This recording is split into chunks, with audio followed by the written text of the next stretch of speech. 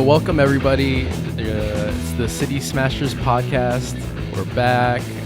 Your number one source for everything Kaiju, Mecha, Tokusatsu, and whatever the fuck else. I really like that part. Yeah, exactly. Yeah. It really frees us up to do anything. Yeah, I don't like that limitations. Exactly. I don't like limitations. Exactly. No. Which is kind of weird because we set this podcast up to be about this thing. To be hyper specific, but then we don't want to follow that. Yeah. Who cares? I'm your host, Jerson Ambion. With me is the my illustrious co-host, the co-host with the mo-host, Matthew Howell. You're How you too doing, kind. Matt? Doing pretty good, Jay. What's Good, going on, good. man? I'm doing well. Just fighting through COVID, just like everyone else. Man, I don't even know. I don't even want to say it. I know, yeah. I don't want to say it because I know YouTube algorithms are weird about it. Exactly. They're gonna get us. With us today is a return guest. I think for the first time. For the third time, because he did Shin Godzilla with us. Oh, okay. So we've got our very own Chris Vera, baby. Oh, yo, what up, guys? How's everything going? What up? We're doing good. How you just moved to Phoenix? How's Phoenix going over there? Don't put that out there. Not people are gonna know where I'm at. Why? Why? What's your address? Who's gonna find you? I don't know. The minivans that this podcast has. Dude, you work from home. As long as your address doesn't get out, you're good. Oh, his address, 1122 Boogie Woogie Avenue. That's what it is, right? 123 Sesame Street. That's right. I have been exposed to COVID every single day, so don't find me. Oy. Yeah, what's the COVID situation over in Phoenix? Is it hardcore or? Yeah, not good. I think was hardcore. A lot of places are still closed. I think it's plateauing right now. Because of the statewide mask mandates and a lot of closures. That's good. So it's plateauing. Hopefully there won't be another spike. We'll see how it goes. Yeah. Right. Yeah. Yeah. I saw Mississippi. Schools are about to. Schools are about to start back up, dude, so we're fucked, baby. Dude, they've already started because going bad. Dude, yeah. Yeah, my cousins went to school already Thursday, and they're hating it already. Oh, really? I bet. Dude, yeah. Dude, the messed up thing. So my cousin plays soccer. They're forcing him to go to class if he still wants to play soccer. Damn, that fucking sucks. Dang. Like how? Yeah. They're holding it over his head. Jesus. I mean, them just holding students. If you do online classes you cannot. That's blackmail. So you have to be. So he has to physically be at school if he wants to play soccer. Yes, because if he chose to do online classes, extracurricular activities are pretty much blocked off for anyone who chooses that. Damn, that sucks. Yeah. Wow. That's insane. Makes no sense because extracurricular what can activities I say? are after class. USA. Yeah.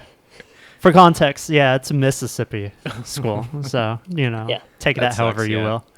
Yes, to all our international listeners, Mississippi is not doing so good.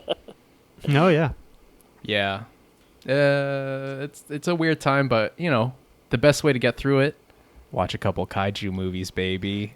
Yeah. That's all you gotta do. I mean, there hasn't really been any new kaiju movies. Yeah, honestly, there hasn't been a ton of news. I mean, we've already whipped past the Godzilla vs. Kong release dates. Right. Twice now. Yeah. It was supposed the next to come one out would have been November, and now then they it's had to coming push out it again. next year in May.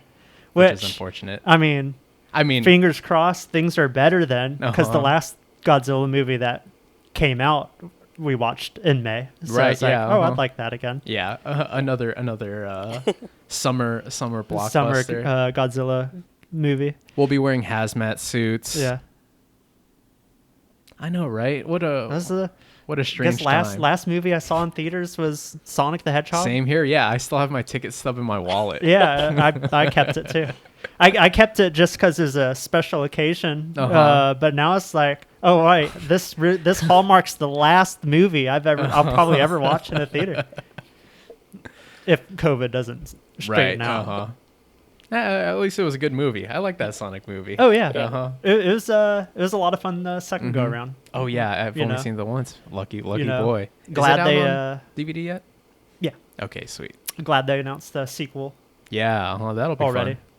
You know, Tails. Hopefully they get Knuckles. I like Knuckles. I think that'd be the way to go. Right. It'd Just have to add be the Sonic guys. versus Knuckles for number 2 with Tails. Oh, another thing I wanted to bring up, because I was re-listening to that Shin Godzilla podcast that we did, and it made me basically want to confirm, Chris, that you're doing Shin Ultraman with us. Oh yeah, Because they're I'm making a Shin down Ultraman for it, movie. yes. They're doing a Shin Ultraman movie, and they released, I think, like one promo still of it, and it's just like Ultraman standing on an island or some shit. But hey, I heard it's done. I heard they finished And filming is it it. still, because who directed It's- Shin Godzilla? it's Is it the- Hideki Anno? Hideki Anno and that other guy, the guy who did was it like the live action Attack on Titan? Yeah. I forget what that guy's name is, but yeah, it's both of them again, I believe.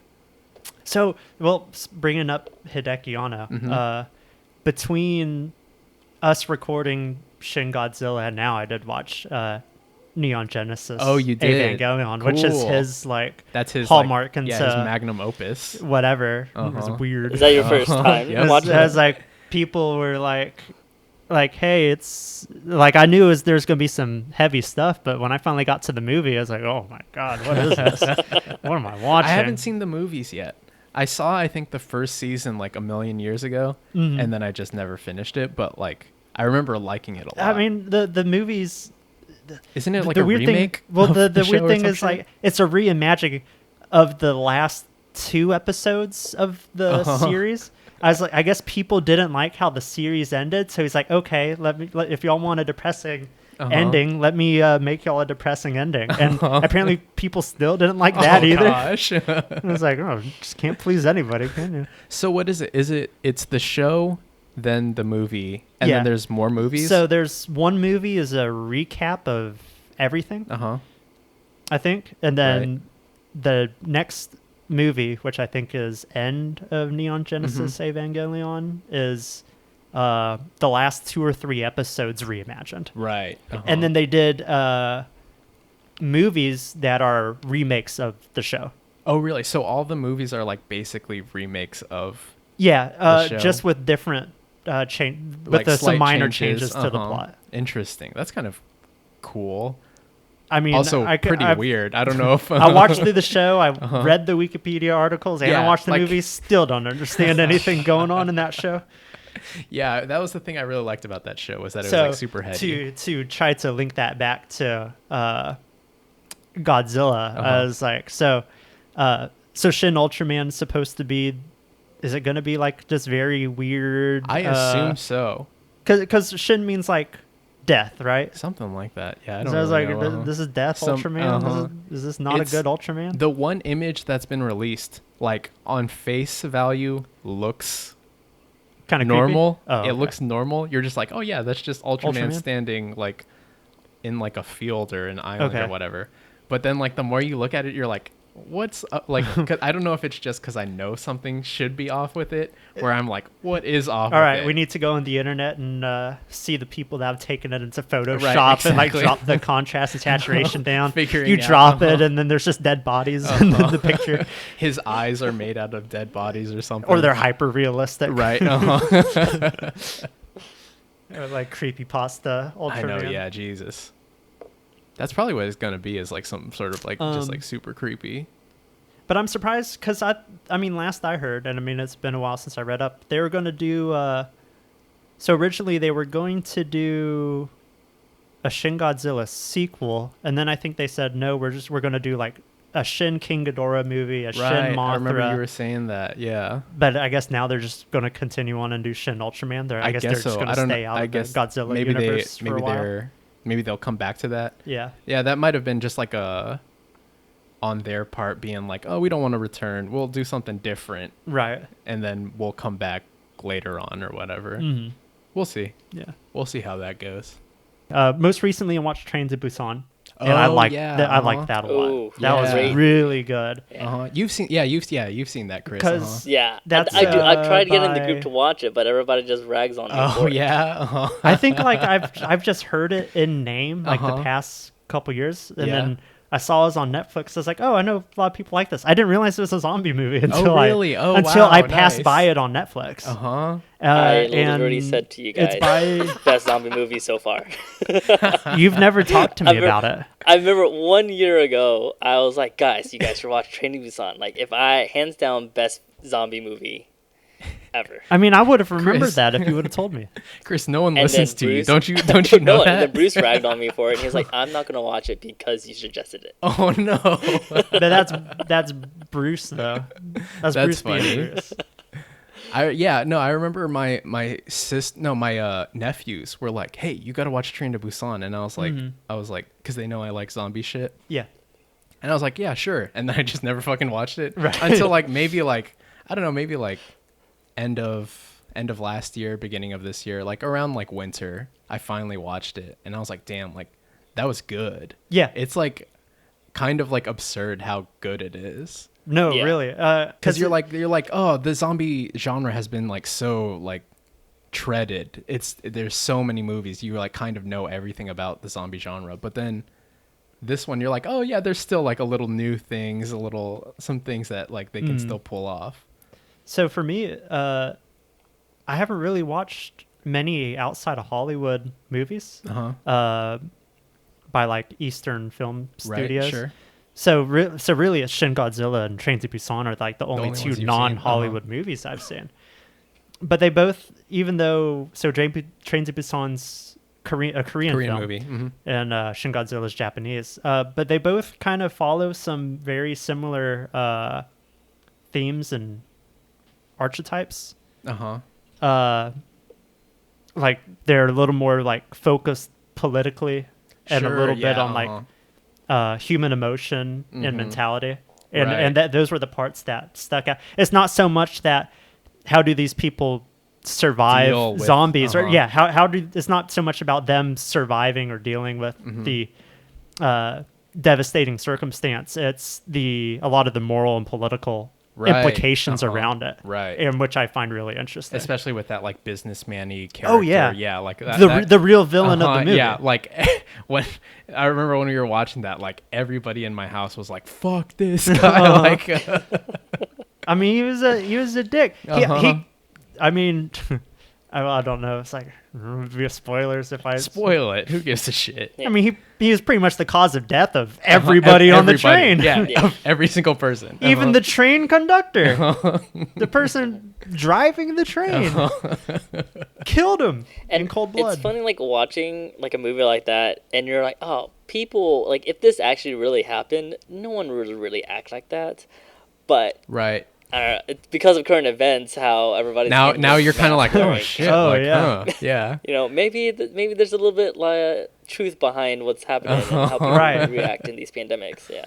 I remember reading an article from Steven Soderbergh, the guy who directed Contagion, and he was talking about how it was either him or Scott Rudin, the producer, but they were talking about how like they took so much time to figure out like how realistic people would react to a pandemic. Right. And like for the most part, when you watch the movie, you're like, man, yeah, this is like super like realistic. It's like spot on.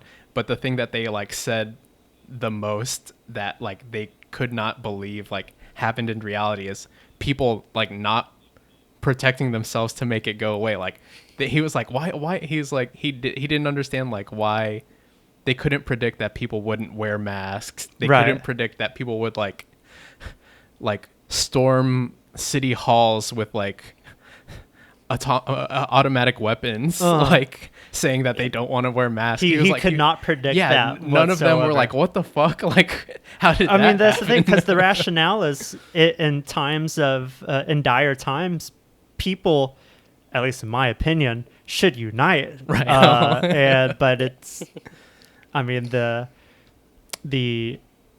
American experience has been a bunch of individualism. Yeah, it's been every man for themselves. Right, It's just yeah, been survival for we- number one. We stepped away from like a proper, like contagion response to it, and just went straight to Mad It Max. lasted for right. We're gonna start driving the Fury Road here any day now. I mean, like segueing that into Godzilla 2, pretty much, yeah, there's these giant monsters around, and humanity should like unite, as a common goal to work out a way to live with the monsters. But as you can see in the movie, there's different factions of what people believe, and people have different opinions of how things should happen. Yeah. Well, The rationalism versus like empiricism debate. right. Yeah. I mean, that's just all it's boiled down to. Right. Well, after this break, we'll get right to it. We'll talk Godzilla 2, King of the Monsters, baby. All right. Bye.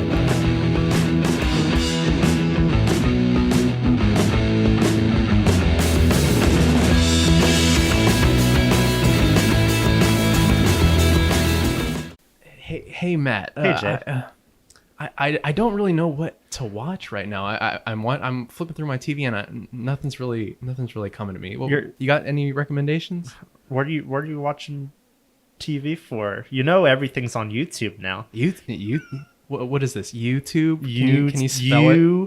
YouTube. Okay. What should I watch on this mystical website called YouTube?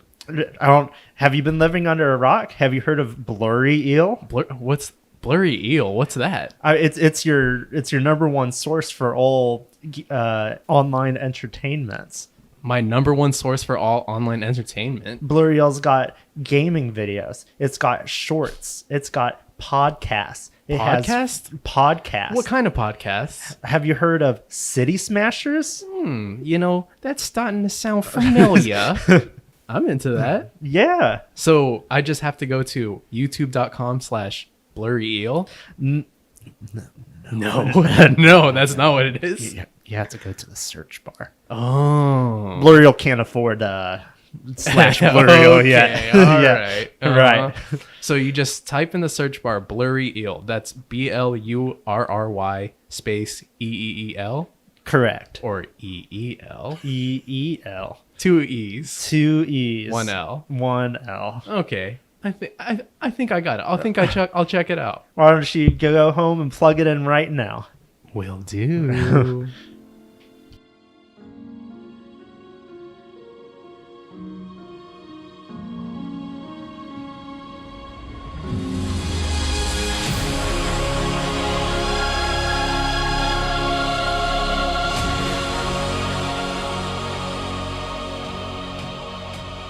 The cryptozoological agency Monarch faces off against a battery of god-sized monsters, including the mighty Godzilla, who collides with Mothra, Rodan, and his ultimate nemesis, the three-headed King Ghidorah.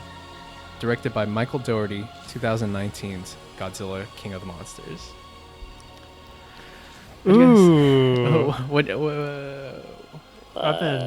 I've been excited to do this one for a while. Yeah. If you listen to our first podcast before this movie even came out, Matt was hyping up even this when movie. when they announced, because I think they announced it way back before even Kong came out. Oh, that yeah, this for was sure. I think it was this was going to be a thing. It was at a Comic-Con like 2014. 2014, Comic-Con 15? 2014 Something is like when that, they're yeah. like, hey, we do plan on Godzilla fighting multiple monsters in Right, the because next I movie. want to say they said that like they bought the rights to use like Mothra from Toho and stuff Right. like that, and so people were like, "Oh shit, hell yeah!" Like, I we're gonna mean, get a King of the Monsters. them announcing those three specifically, I was like, oh, this is awesome. I mean, those are the those- big those are, ones, the big you three. know, you have to do Ghidorah and Mothra, and then Right. I feel like any other monster Can fill fit that in Rodan that role, spot. but like like if Rodan you're is, not like, going to classic. do Anguirus, then Rodan would be the right. next Yeah. choice. If you're going to do an OG movie No, monster, they're gonna buy the rights to Jet Jaguar. I mean, Why not? why Honestly. not? Honestly, I mean, if he's fighting Kong next, like who knows? Charles Dance might come in on. He's Jet Jaguar. Yeah. Oh, who knows? Or Millie Bobby Brown will come in on Right. in Jet Jaguar. Chris, did we watch this movie together or no? I don't think we did. Yeah. We did. Yeah, we watched. Yes, we yeah, did. Matt's That's first time we all watched it right. together. Yeah. I'm pretty sure. that's I'm right. pretty sure I bought everybody's That's ticket. right. That's right. Because I was like, I am not going to have any excuse for y'all to not watch this movie That's with right. me. Yeah, I was like, if Matt there was one guilt-tripped thing I us wanted in into watching it. 2019, All of us. That's right. That there's makes one thing sense. I wanted in 2019. It It was came to out watch. around my birthday too. Yeah, I was okay, like, there you I go. was like, hey, out Nice of little birthday birthday gifts. present. Yeah. Mhm. One of my favorite franchises, and watching a movie with all my friends is like, it was a great birthday Right. gift. So. Speak for yourself. Oh, okay. No. Hey, I mean, with the way things are, there might not be any more birthday movies at the I know. theaters. Yeah. Don't even want to think about it. Yeah.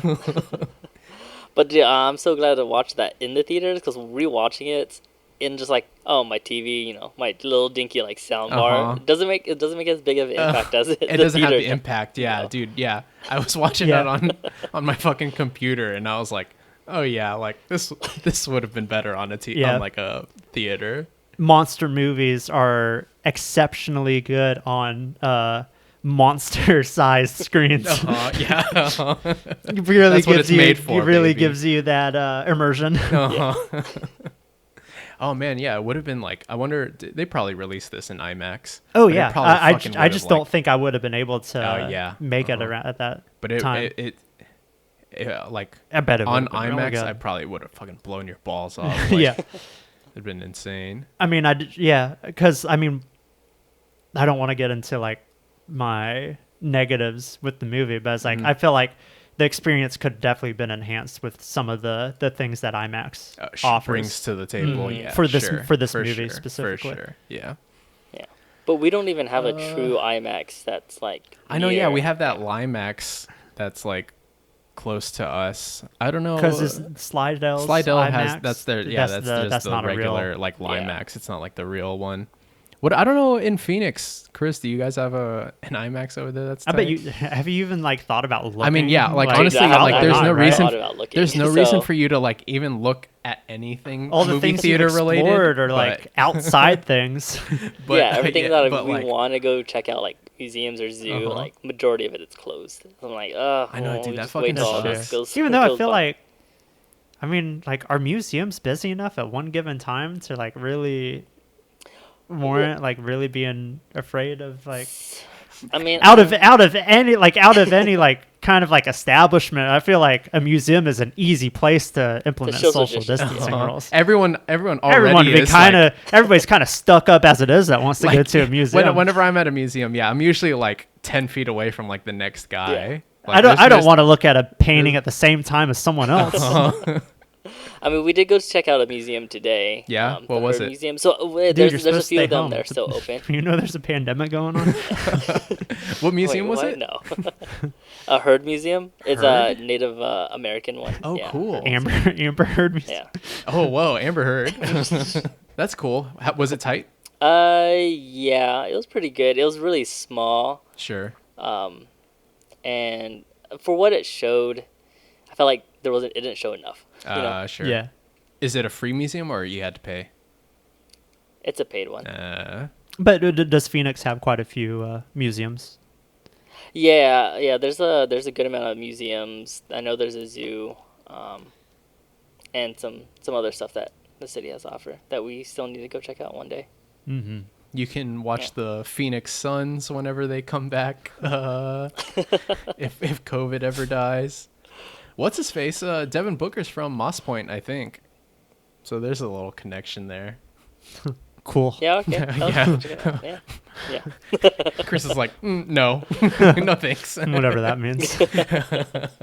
Whoever that is. Yeah. Phoenix Suns. I watch baseball, so. All right, yeah. Let's get into Godzilla. One of the things I wanted to bring up was just from the opening shot. It's like the poster from the old Godzilla, the old 2014 one. I was like, oh shit, yeah. Like this is like the DVD menu of. Oh yeah, because it starts Godzilla. out with a flashback to San Francisco. Yeah, which is a thing I really liked because I was like, just watching it, I was like, oh shit, this is like Batman versus Superman, where it's it's like it takes the ending of the previous movie and shows how like the destruction like fucked some new characters up. Yeah. So yeah, I thought that was pretty cool. I just liked seeing San Francisco again. A nice connection. And I like that right off the bat we get to see Godzilla. Yeah, we weren't. Yeah. You're not waiting. Because that was really that was seeing something the size the movie, of him too. Mm-hmm. I mean, it was complaints with the first movie. With the first one, and I felt like they definitely took that feedback for this one and was like, oh yeah, we're going to show you Godzilla's here. Godzilla. But it like for in 2014's defense, I was like, that's what made seeing Godzilla in the 2014 one so awesome. Good. Yeah, the build up was good. Yeah, it's just on subsequent watches it kind of gets annoying. You're like, okay, yeah. It's like, no, show him to me. Yeah. But I think the 2014 one just suffers like all origin movies. Sure. I kind of know the story already. But right, sure. Yeah. Everyone with the meta knowledge is this one they can definitely just hit the ground running. You already know who Godzilla is, what he looks like. And then especially starting with the end of the first movie, it's a good recap. Yeah, exactly. You're already in the world. You know. And it does really good. Like what these two movies, what all three of the MonsterVerse movies do really well is scaling the monsters. Right. Really giving you that like, oh shit, these are fucking huge, ginormous. Yeah. They make them epic. Yeah. Like it's like, but in all sense of scale, sound design, a design, monster design. It's like, oh yeah, they knew how to make these monsters epic. Right. And I'll go into that as once we go through later. the synopsis. So like after that cool little like prologue thing, we meet Vera Farmiga and Millie Bobby Brown, two main characters. Yeah, the two. There's a lot of main leads. characters. In this movie. This and they're essentially all has like a whole new cast. Yeah, which is right.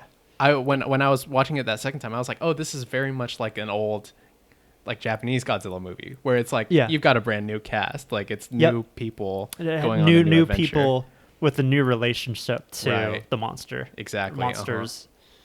Yeah. And it's interesting, So Vera Farmiga is a Monarch, I guess, like employee, scientist, and they're researching zoologist of some kind. That Mothra egg. The pupa, or is it like a whatever the fuck it is? Yeah, the larva. The Mothra larva. Yeah. So like out of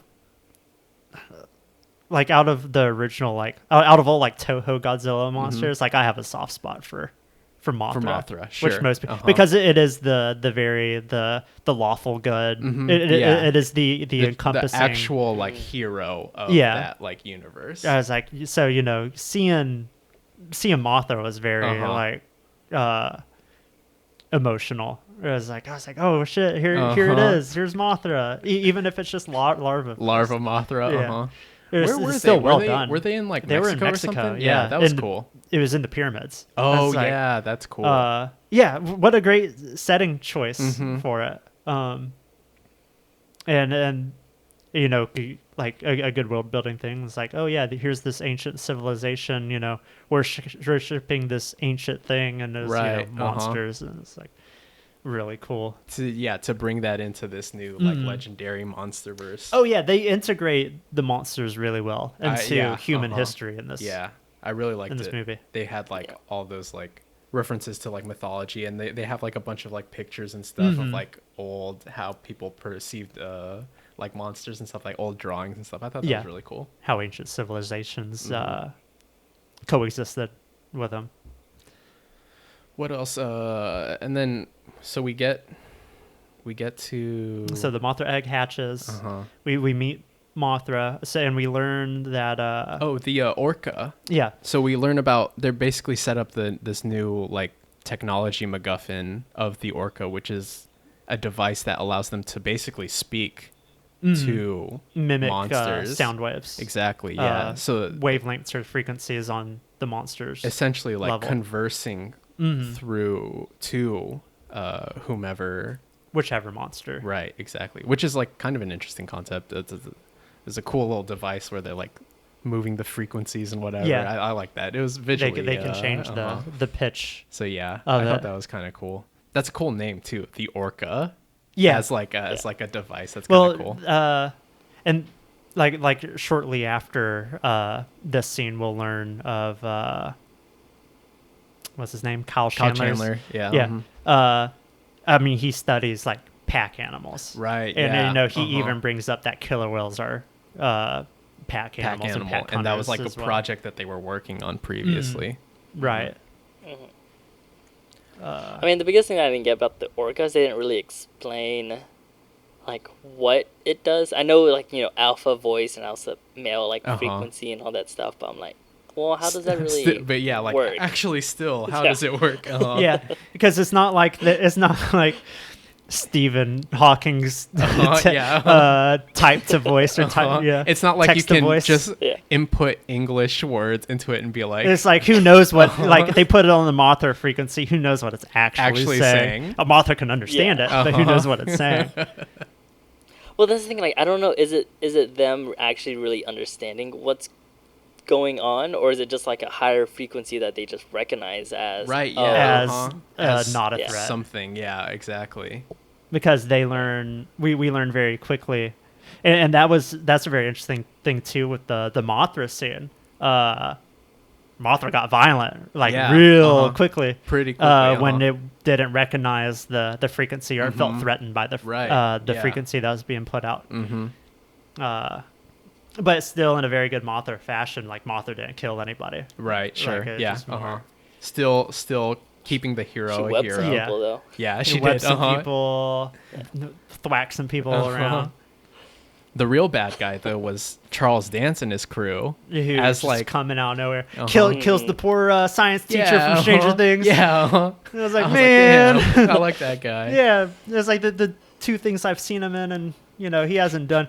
I guess that's a movie thing for me. It's like all right, how will I feel morally about a character's death? It depends on like how moral that character is. Like if that character, like if a good character hasn't done anything bad, it's like I'm gonna feel real bad. They didn't deserve to die. Yeah, that was definitely. That's how I feel like whenever I watch like action movies. Yeah, is whenever like just a random car gets like annihilated. Yeah, I'm like fuck, like that was just some random guy. He didn't know he was gonna be in an action movie. Oh yeah, fucking like War of the Worlds. The specific, like especially like. But I guess that goes with any like mass destruction movie, like seeing innocent lives. Yeah, that's like a joke that like whenever me and my brother watch, like, because we watch like a lot of those like schlocky like 90s 2000s Michael Bay action movies, and like just the wanton destruction that they all have. Like a classic joke that me and my brother have is that whenever like a car gets just like annihilated and like some random pedestrian died, I always just say, "Oh man, that guy was like getting diapers for his wife, and their newborn baby," like, making it real, making it like really fucked up. But yeah. Jeez. So yeah, we get Charles Dance, who's eco-terrorist. Yeah, which is really cool. Yeah, he's like an SAS he's an old SAS. Which is like wild. Always like a cool concept to me is eco-terrorism. I know like they have like what the fuck was that movie? I think it was like called like The East with like Ellen Page and like a bunch of other people. But it was like about a group of like young eco-terrorists who like fuck shit up. Yeah. And it's like, whoa, like morally, like what's right here? Like what? I mean, that goes into like I don't know. It's debatable. Exactly. Like any form of extremism is good. Which makes even if like in the hindsight of, I mean that's the same with like Thanos and Avengers. Right. Exactly. It's like it has good intentions, but there's a cost to it that's morally questionable. Right. Which I think makes that Charles Dance character more interesting instead of him just being like some guy that wants to like fuck shit up. It's like he's kind of doing it for whatever reason he wants. That's he's kind of. He's like he wants to like he's cleanse like the chaotic earth. good. Yeah, like, but or like you're like, lawful oh yeah, evil, he's still whatever, like a something like fucking that. bad guy. Oh yeah, he's And then he's still Charles killed And I'm sure if innocent you people. like sat down with him, he explained his views to you. Uh-huh. You're You're like, like, oh, oh, you know man, what? I can see where you're coming from. I could be on your side. Yeah. charismatic. Yeah, Just a charismatic old but Charles English Dance. guy. I mean, Charles Dance plays a good bad guy in in anything. he's in. everything. I Like really in- like him in. Have you seen Dracula and Yeah, I was just about to bring Yeah, that up. I He like- plays I like good him as like that- the original like vampire, or whatever. Yeah, because I really haven't seen him He was in in much Game of else. Thrones. Game of Thrones, Imitation Game. Yeah, Game of Imitation Thrones. Game, yeah. Which is kind of like I'm a sure. bad I'm guy sure he's that in a like all sense. those like BBC. Yeah. Like series that they have. I thought there was something he was in where he played a not so serious role and he was still like And he was fun. pretty good. That's yeah, cool. I believe which it. is something I always like when a I saw him- serious actor doesn't. I saw him in a movie called Euphoria, which was about like a assisted suicide, like like a resort almost, like where like Okay. people go there to die and they have like a month, like however long to live, but the resort makes it like as fun as possible. So it's like a really like depressing Interesting. movie, but like Charles Dance is in it and he plays like a super rich guy who like wants to fucking party all the time. And it was just like cool to see him like as that type of guy, like a guy who just wants to party. Right. But then he's like gonna die in like 5 days or whatever. Right. Oh yeah, he was in Last Action Hero. Oh wow, damn, that's old. Dang, yeah. He I was mean, in, that's like, before I he knew. was in like some like James Bond movie that when I was doing a rewatch of all these James Bonds, and he had like a full head of hair. He looked so young. Right. Man, I forget what it was, like Octopussy maybe. He was in the 2016. He was in Me Before You. Oh, that's a good movie. Pride, I like Prejudice, that and movie. Zombies. Like, I mean, I've seen some of these. I haven't seen Pride and Prejudice and Zombies. I want to watch that. It was all right. It was all right. I mean, that's the only Pride and Prejudice You've like seen. thing I've Sure, seen. sure. So I was like, objectively, I was like, oh yeah, maybe this is interesting. Oh. All right, so Yeah, I watched that movie because Matt Smith was in that movie. oh, Mads Mikkelsen is in that? Yeah. Oh, I didn't know that. No, Matt Smith. Oh, Matt Yeah. Smith. Yeah. Oh, cool. Matt Smith. I like him. I know Lily James is in Yeah. it. Mm-hmm. I'll just watch. Yeah. I'll watch anything that she's in. She's good. Yeah. Uh, I think one of your like top 20, 30 movie lists like had It's a like couple things she was in that yeah, year. Mamma Mia, probably. Yeah, right. Mamma Mia rocks. Like I those movies are like, oh man, I can watch those all the time. But so moving on, we'll So we get introduced to to Charles Dance, and he kidnaps. Yeah, he takes Vera Farmiga and and Millie yeah, Bobby Brown. Yeah, I don't Kidnaps, even. air quotes. Kidnaps, Yeah, air quotes. yeah, air quotes, because that was the thing I wanted to bring up is that that's like kind of cool that Vera Farmiga is the bad guy. Yeah, Like she's like sort of like Yeah. complicit in like all the villainous actions. right, because Yeah. like if you put her and Charles Dance on a spectrum, she's definitely not as far extreme as Right. he is, but she understands the necessity for what needs to be done. Mm, yeah. The necessity of the situation Sort of like bringing his extremism to to fruition. a more like Yeah. palatable version that Mm. other people can understand. Well, it brings it to in the family sense too, Right, 'cause exactly. and it shows how her actions affect the relationship with her daughter. Right. So then And speaking of which, with her daughter, like she just kind of brings her along. Yeah, on she these like kind of adventures. like I'm she's "She like, should all be in right, school hey, or something. just no school for you. We're gonna destroy the world. Yeah. Before we see them go see the Mothra egg, they're like living in like in like a trailer that was like super nice. yeah. I was like, damn. Well, like, for like from the outside, it looked more like a cargo. yeah, Like a shipping container. Shipping Yeah, container. I was like, what? But inside, you're like, I was damn, like this is yeah, like a nice ass but they're house. living in like a $300,000 modern Yeah. modern architecture. Like, well, how does that happen? She's listening to like the Pixies and stuff. I was Yeah. like, oh man, this is like a nice.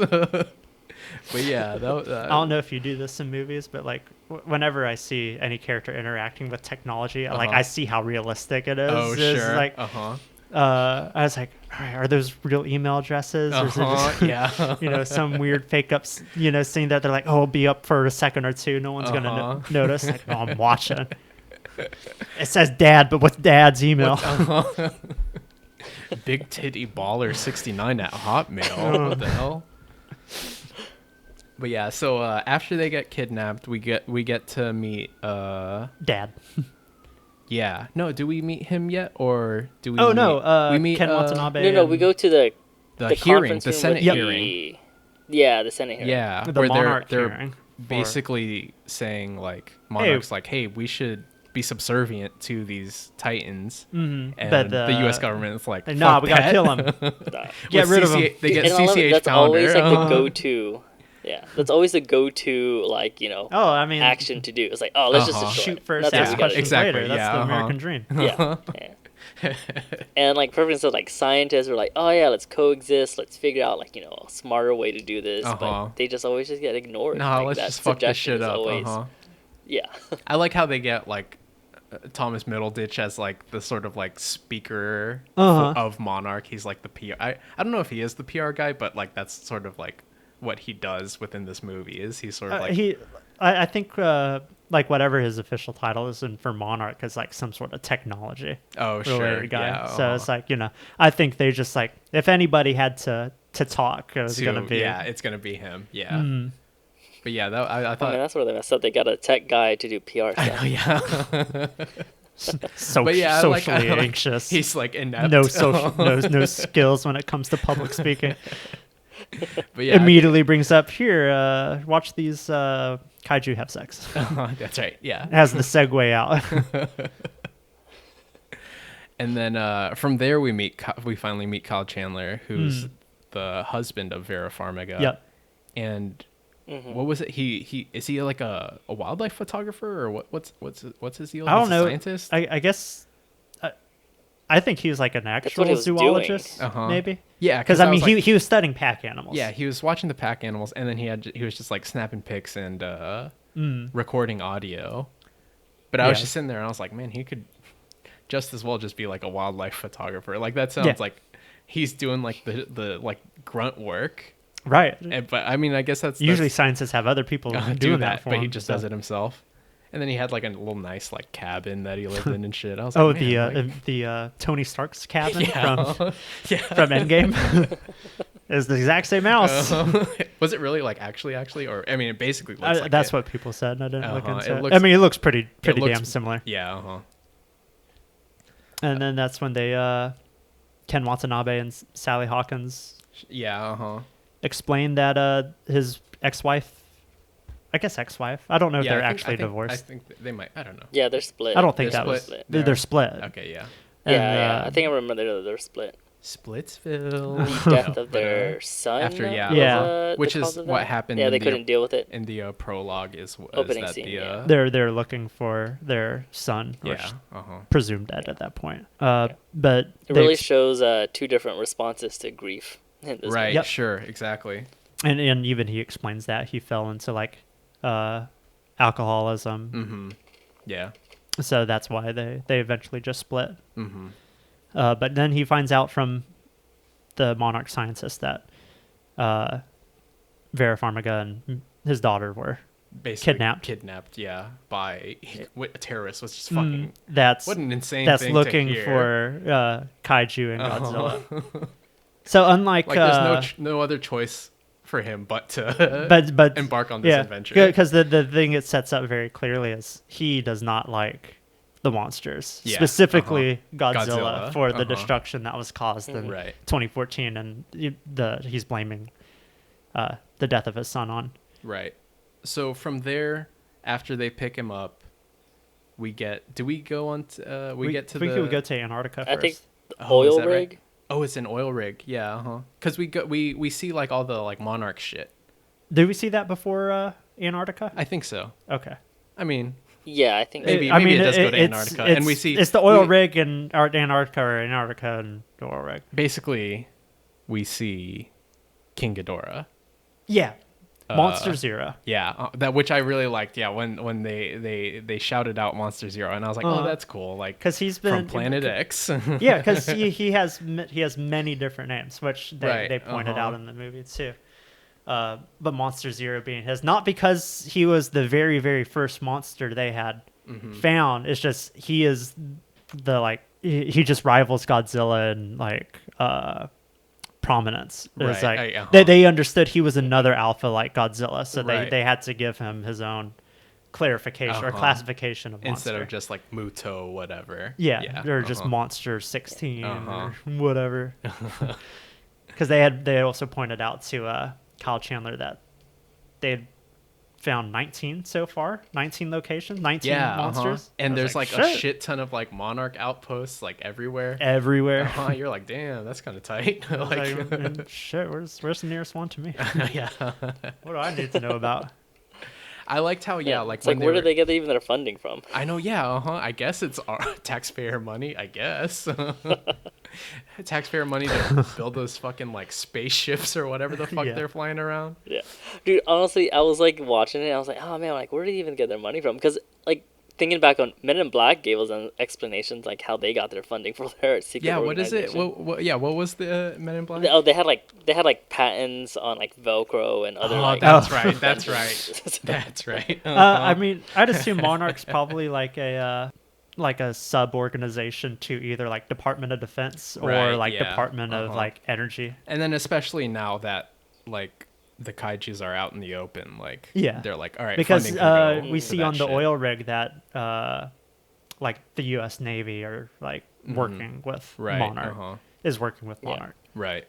Yeah. So we basically like get the rundown of all like the Monarch shit. I remember when they showed like some of like the Monarch computers and stuff and like the stuff that every single font was like in Futura, which is like the Godzilla like font for like, that's fun throughout that. And I was like okay, like they're really like keeping with this specific font style. Yeah. So it looked super clean and stuff, but so something I've still been wondering about the oil rig is the Muto head in there. Is that the head that Godzilla like ripped off from the first one, or is that just another just something else? Maybe because to me it almost doesn't look real. Like it didn't look organic.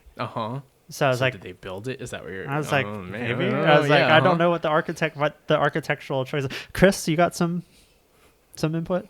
So it's probably like this plaster. Make it look. But I mean, that's just. They probably. I mean, cool. I guess cool design choice. Yeah. And we figure out they're using that oil rig to study Godzilla. Right. Which is cool. Like that Godzilla's sort of like almost like aquatic. Yeah. Like you're like, okay, yeah, they built it underwater because that's where he like whenever he leaves, he goes back to the water. Right. And you're like, oh yeah, I forgot Godzilla fucking like lives in the water. Yeah, he is an aquatic sea creature. Yeah. And then they do but when we got introduced to Godzilla underneath in that water, like that seems... Oh my god. I'm glad I watched that one in the theaters. Yeah. So the movie does it a couple times. Like they give Godzilla some great entrances and just to to me reiterates the point, like Godzilla is like the baddest of them all, and you're like, I'm glad they kept reiterating that point. Right.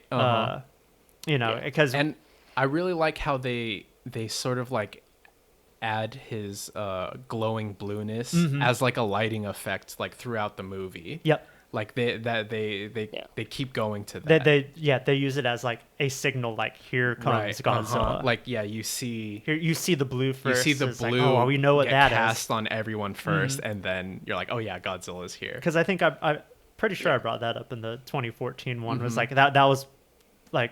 I mean, I got chills from it when you see Aaron Taylor Johnson's face lights up blue, and because you get to see Godzilla using the atomic his tail breath for the first time. I was like, man, they really captured the how grandiose some of like Godzilla's main points are. And it's like they just knew how to make it awesome. Right. And that was my whole thing about this movie. Yeah, like the biggest thing that I got away from like this Godzilla, I didn't realize like until watching this movie again was how expressive this Godzilla is. With Yeah, his facial face. expressions, Yeah, body you're language, right. and all that stuff. Yeah. The way his like nose crinkles and stuff, you're like, oh yeah, he's like really like getting mad or like he's like thinking. Yeah. Yeah.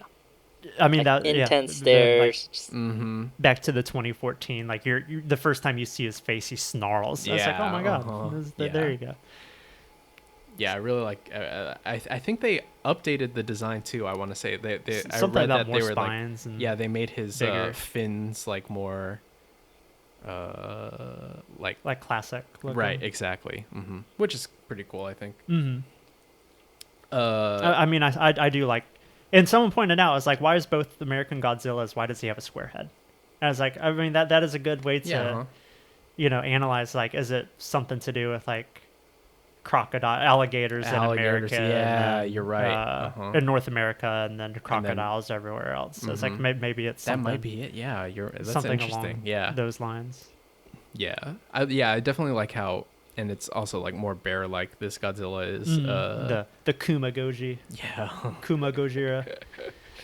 But so later we get to Antarctica, and we see King Ghidorah and stuff, and he's like encased in the ice, but then he finally, what happens?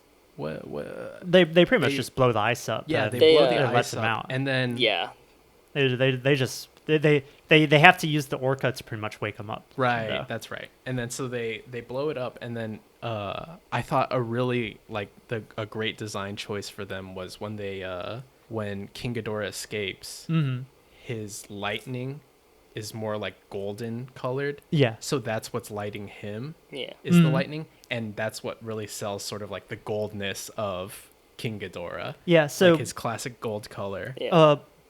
Blue follows Godzilla throughout the movie a lot, and red follows Ghidorah a lot. Like there's just a lot of reds and yellows. Ambience around Ghidorah in all his scenes.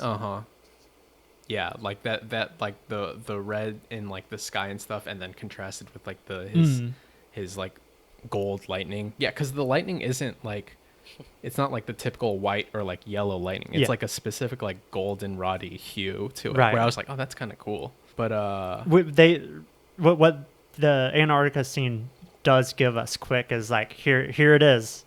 Here's the first showdown between one of the classic rivalries of pop culture history. They already throw down. And then kind of like what I was saying before, like Godzilla's entrance in here was the one that was like made me like laugh and go, oh shit, this is badass, because all you see is just blue under the ice. And then that also, I love every time they reintroduce Godzilla in the scenes is they have the classic Godzilla theme, like almost every time. Yeah, I was like so awesome, and you hear some like chanting. Yeah, that was I remember when that happened in theaters. I was like, oh cool, like they got the old song back, which is we can bring up like Bear McCreary in this. Oh my god, I was like the biggest takeaway for this movie next to the monsters, just all the monsters in it and the monsters being cool.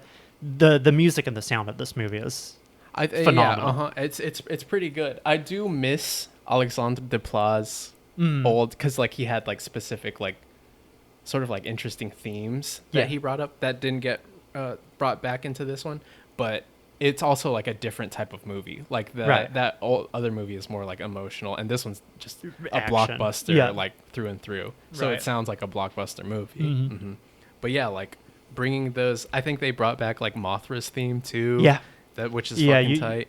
You get to hear that a couple times. I think there's like 2 or 3 times. And then I don't know. I don't remember what King Ghidorah's theme was. Yeah, but I'm not too sure. But on to like about Ghidorah's, like they use the classic Ghidorah like chirping sounds. Oh sure, yeah. Which is good. The classic lightning sounds as well. That's really cool.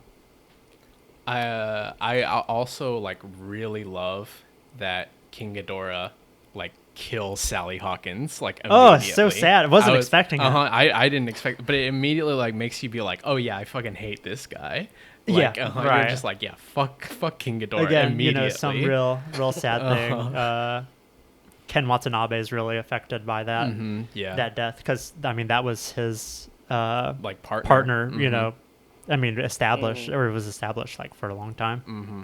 Oh, I was gonna say from the Antarctica scene, the Vera's character, because I know up in this point, I know like from the beginning we said like she's actually the main bad guy, but up to this point she always plays the hostage. Like you don't know she's the bad guy. Like she plays along being a hostage, and then that reveal where like she picks up the gun or the trigger, and presses the button. Yeah, she's the one that she's releases, the one who did it. Yeah, Ghidorah.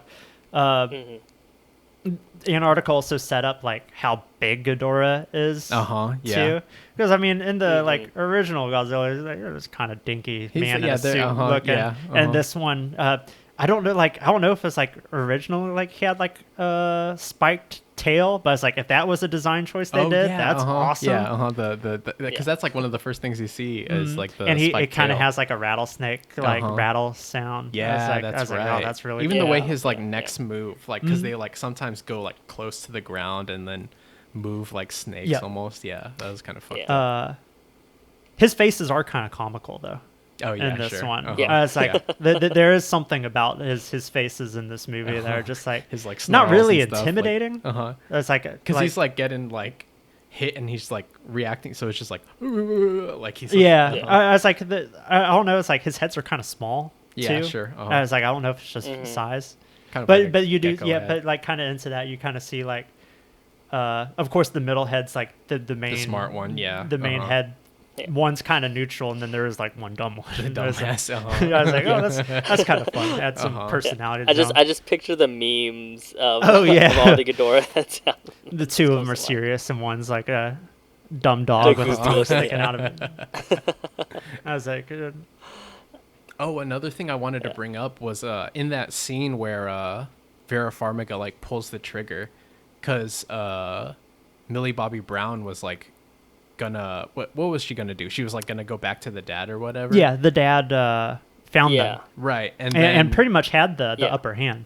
Right, and then but Vera Farmiga like says something. She just says her name. Yeah, and when she said that, I was like, oh man, that's almost like an alpha frequency. Right. Like where it's like she's telling like that kid like, hey, like I'm the boss, you gotta listen to me, and then it comes back immediately. Like she goes to the mom immediately from that, and I was like, oh man, that's like what the whole fucking movie is. But so Sally Hawkins is dead. I remember just crushed. When because they have like a shot of Serizawa like looking at her like profile in the database, and I remember like her headshot was like, I was just like, man, that's just a good photograph. Like whoever came in for like employee day to take their ID pictures, I was like, that's a good shot. But I think what for her death in particular is like how early in the movie they killed her was the shocking thing. She's probably doing like Paddington 2 or some shit. Oh yeah, The Shape of Water just came off that Shape of Water money. She had to do the press tour like, for Shape of Water. She couldn't. Or was that her? She's like, oh shit, I don't want to go back to Godzilla. Here, I'll go back for 30 minutes. Exactly. I'm too big of a star now. But I mean, I enjoyed what her character brought. Yeah, so I mean, she's still my favorite character of like the whole like trilogy so far. Yeah. Right. So then after Antarctica, we get back to, I think they like go back onto the Argo and whatever and like reconvene, and then so they start Godzilla gets his ass whooped. Yeah, he does. Isn't the first time, unfortunately. It was like you gotta set up that underdog. Story. But they start.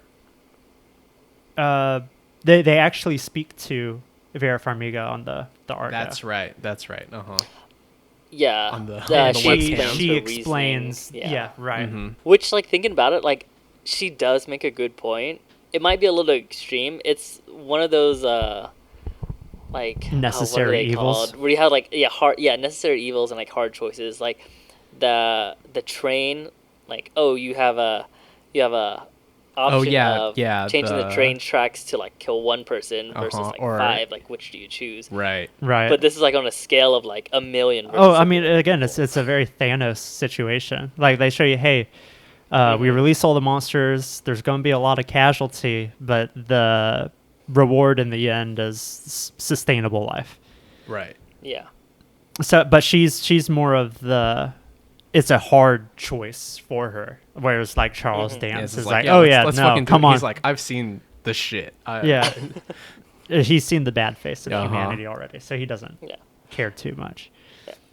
And also interesting too, we at this point in the movie we get to see the effects of all the Titans, because like how they are affecting the growth of the areas that they've been to. Yeah, like they got destroyed, but then Vegas they grew back. Yeah, the radiation, and for me, it's like radiation has always been this like bad thing. And I was like, here it goes, like, how does radiation do that? What are you talking about? I guess it works. Is the radiation like helping grow the plants or whatever? Yeah. Maybe I don't know.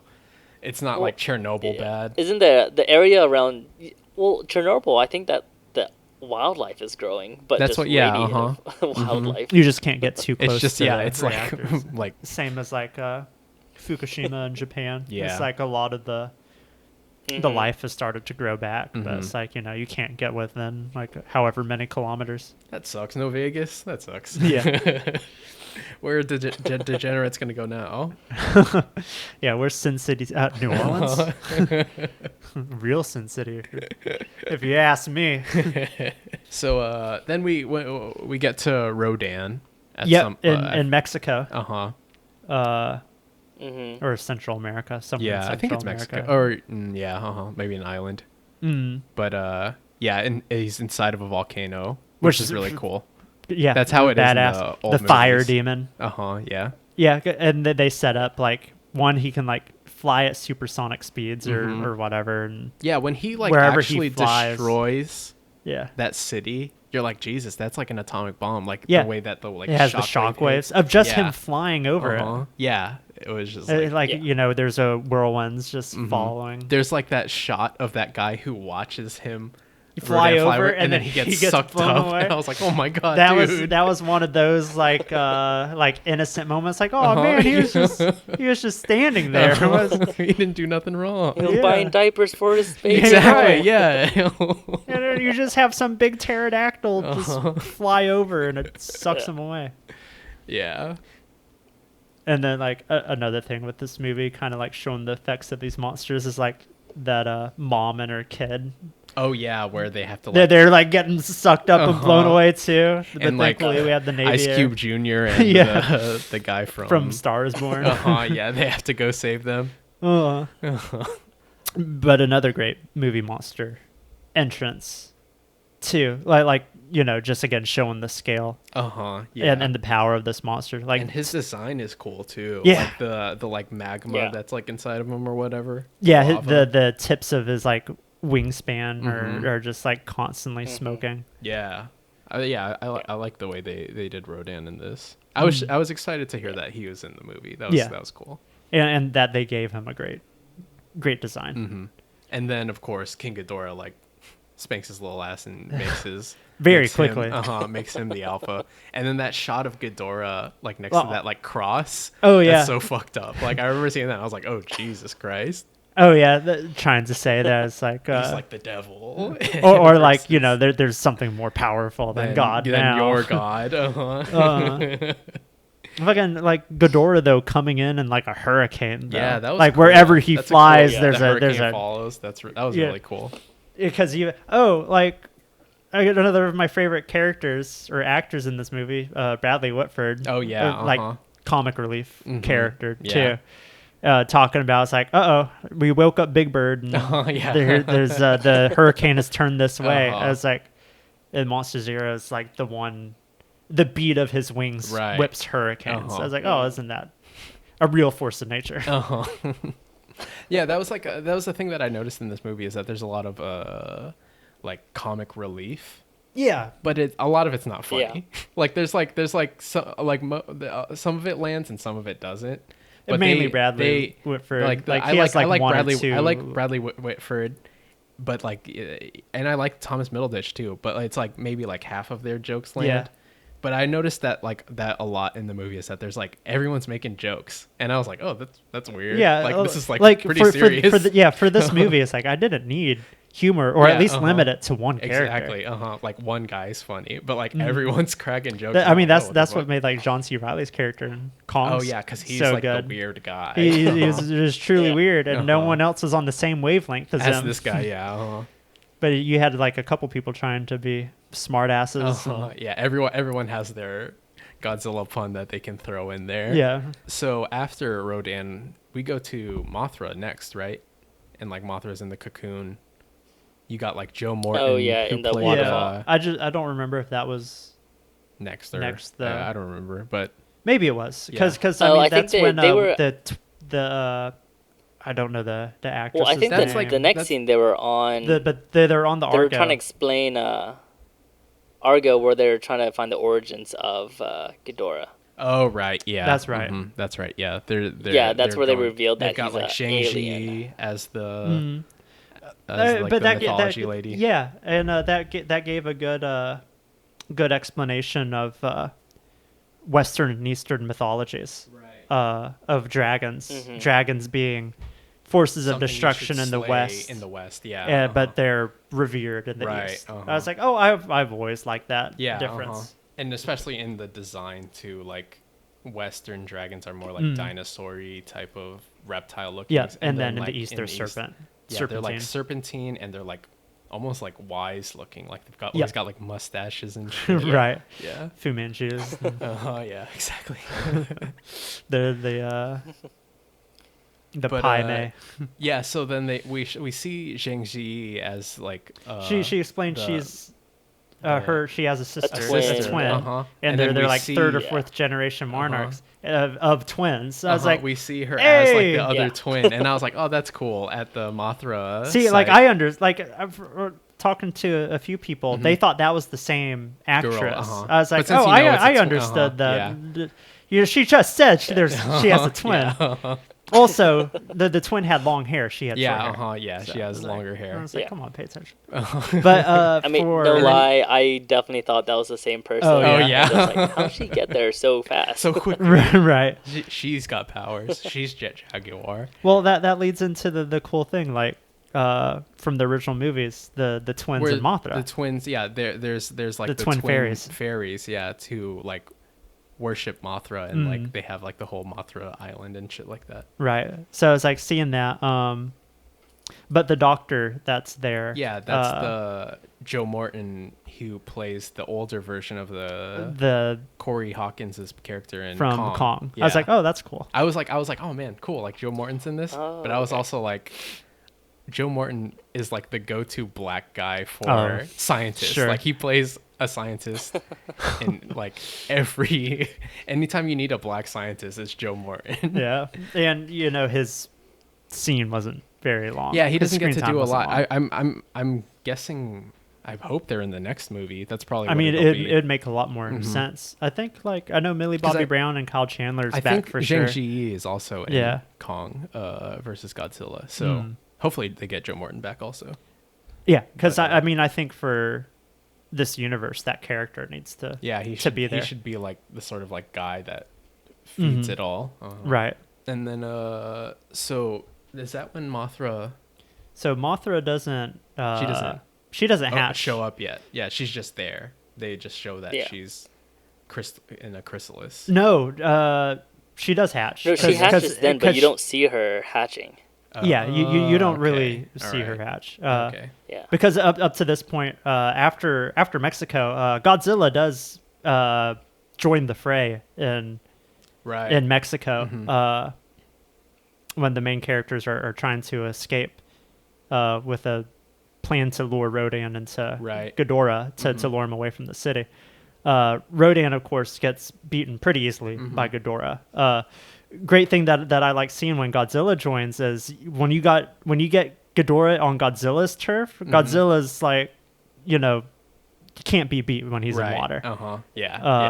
Doing like the crocodile death rolls. He rips a head off. I was like, oh my god.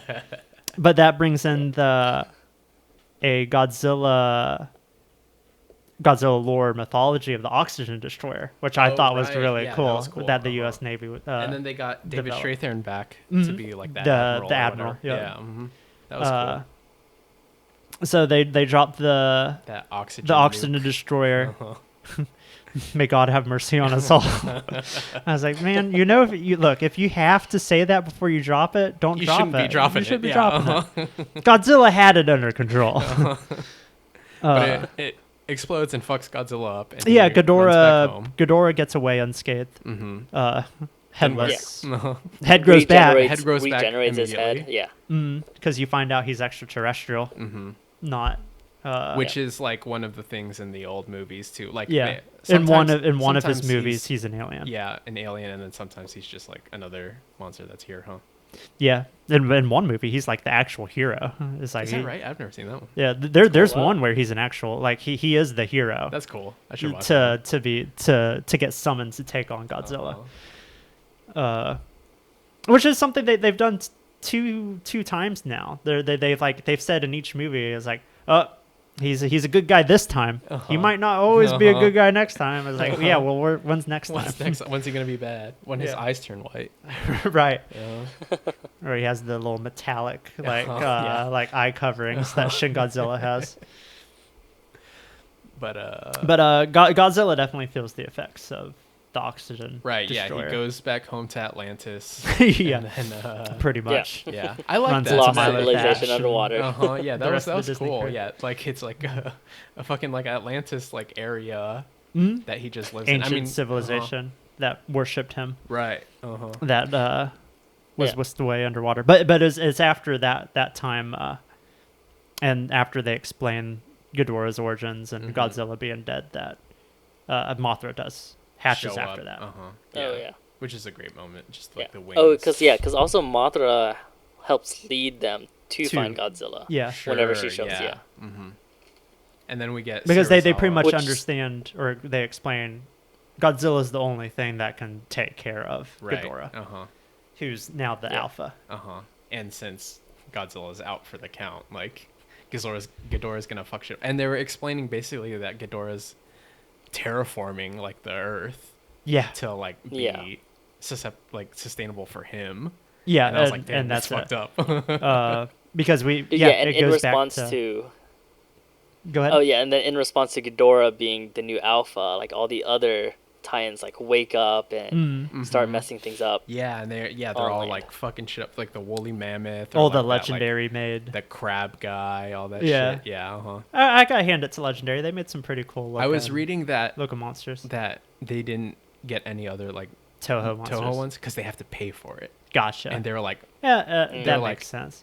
Paying for it and doing the CG. Yeah. They were like, well, let's just do the CG and make our own. Yeah. Which we saw there. They made another Muto. I was like, oh, that was cool. That was pretty cool. I like that it was a little different looking than. He had like more legs, I think. He had like some spines. He's like kind of white looking. Yeah. Too. I was like, oh, that's pretty neat. Was kind of disappointed in that scene because like we actually get to see all the Titans wake up after Ghidorah becomes the new alpha. And they reference Skull Island. I was like, oh, they should have. I wish they would Kong. Nope. I wish they would have given us a look at Kong. Like, nope, we're gonna save that for the sequel. Teasing. Yeah, we gotta save all that Kong money for the sequel. All the Kong CGI. So Serizawa brings that little like nuke to Godzilla. Yeah, Mothra leads in there. Mothra waking up was another really that was tight because it brought in the Mothra music. I like that little like submarine that Serizawa gets. That little looking, just riding in there. Oh yeah, and then he can only go so far because there's radiation. Yeah. They find Godzilla in Atlantis, and they bring. I like how they have that heart to heart him and Godzilla have like after all these years. Like, all right, he's like, hey, because it's shown that Serizawa's like always admired him. And, like what's his like goodbye old friend or whatever, some shit like that. Yeah, and I was like, that's fun. And I felt like that's the most like one of the more things that'd be seen in an original Godzilla film, right? You know, a heart to heart human to Godzilla. It's a Godzilla relationship, yeah. Godzilla looks very like puppy dog like in that scene to me because he's just laid out. He's taking just a nap, chilling. He's like, man, I can lay here for 1,000 years apparently. Will not be phased. Nope. Blows him up. Blows him up to feed him. Juices him, gives him a monster energy. Yeah, literal monster energy. So that's all it takes for Godzilla to. Yeah, that's all you need is a nuke. Yeah, just to boost them. Where another like gets I feel like juiced in other up a films, little like, too good too. Yeah. in other Godzilla movies, they've like actually had him eat the nuke. In this one, they're just like, oh, we'll just blow it up next to him. He comes back. I mean, he has a very great light display. Right. Yeah. You know, kind of snarls. It does that whole like it zooms in on his like face with like kind of like a shaky cam. Yeah. It's like they like. Oh, like Godzilla just discovered him, and he's like angry. He's pissed. I was like, oh shit. I was like, oh. Again, how expressive that Godzilla stare you're was. right. So after that, what happens is just King Ghidorah is headed to Boston now. Yeah, really filled. He's looking for the orca. The orca, because Millie Bobby Brown took the it. orca, yeah. Right. Yeah. Of her own volition. She wised up to her mom's doing. Yeah. Even though, I guess that's one of my cons of this movie. Realistically, I don't think a kid, especially like an 11 or 12-year-old kid, should like be used to like any sort of plot driving factor to like one up on her own, to one up terrorists on their own. I mean, I like a precocious kid like sort of like doing that, I can imagine, but I was just to go to Wrigley Field on her own carrying this device to Fenway. Fenway Park. That's right. Yeah, she first had to steal the orca though, and then just sneak out of the compound and get to Wrigley. And she did that all on her own. all by herself, like with like terrorists just walking around doing their jobs, like not noticing her at all. Yeah. Going through evacuation traffic in Boston just to still get there. The thing that I don't like about this movie is basically like the actual plot of the movie. There's still much to be desired for me. There's just like nothing happening really. It's just like, oh, there's no like urgency to any of the characters really. Like they're not. No one's doing anything specifically. Yep. Like no one has a specific mission. Everyone's just like reacting to. Yeah. All the characters are like. They're all passive, just to whatever King Ghidorah is doing, and then they're just reacting to that. Yeah. But, well, the only one that was actively doing something were just the eco-terrorists, because they're the ones that are like directly affecting the plot. Which honestly, that would be kind of a cooler movie, is if you were from the perspective of the eco-terrorists. Yeah, and it's like just controlling shit. Perspective. But so she makes it all the way to Fenway. No game going on, probably off season. Yeah. Oh well, also there's like titans monsters and shit. I don't think people are playing. Monsters coming. Yeah. But I like that Dunkin Donuts ad that they had next to. There's one part where they're next to I think it's when Ghidorah lands at Fenway. Is that there's like a big Dunkin Donuts ad that he just crushes, and I was like, oh, Boston, baby, like. Because Dunkin Donuts is a Boston. Right. Right. Yeah. But that hurt a lot of Bostonites that day. That scene. Yeah, destroying Fenway. That hurts. Destroying Dunkin Donuts That's advertising. The last straw. So yeah, like what happens? Ghidorah makes it to Boston. Millie Bobby Brown hooks up the orca to the alpha frequency to the speakers, and it draws Ghidorah there. And I always like it when. What I don't get is why she stayed around after she activated the orca. I think she did, or she was like on the way to leave. But then Ghidorah fucking showed up quick, there was right? something about she definitely stayed. everything. She stays, yeah.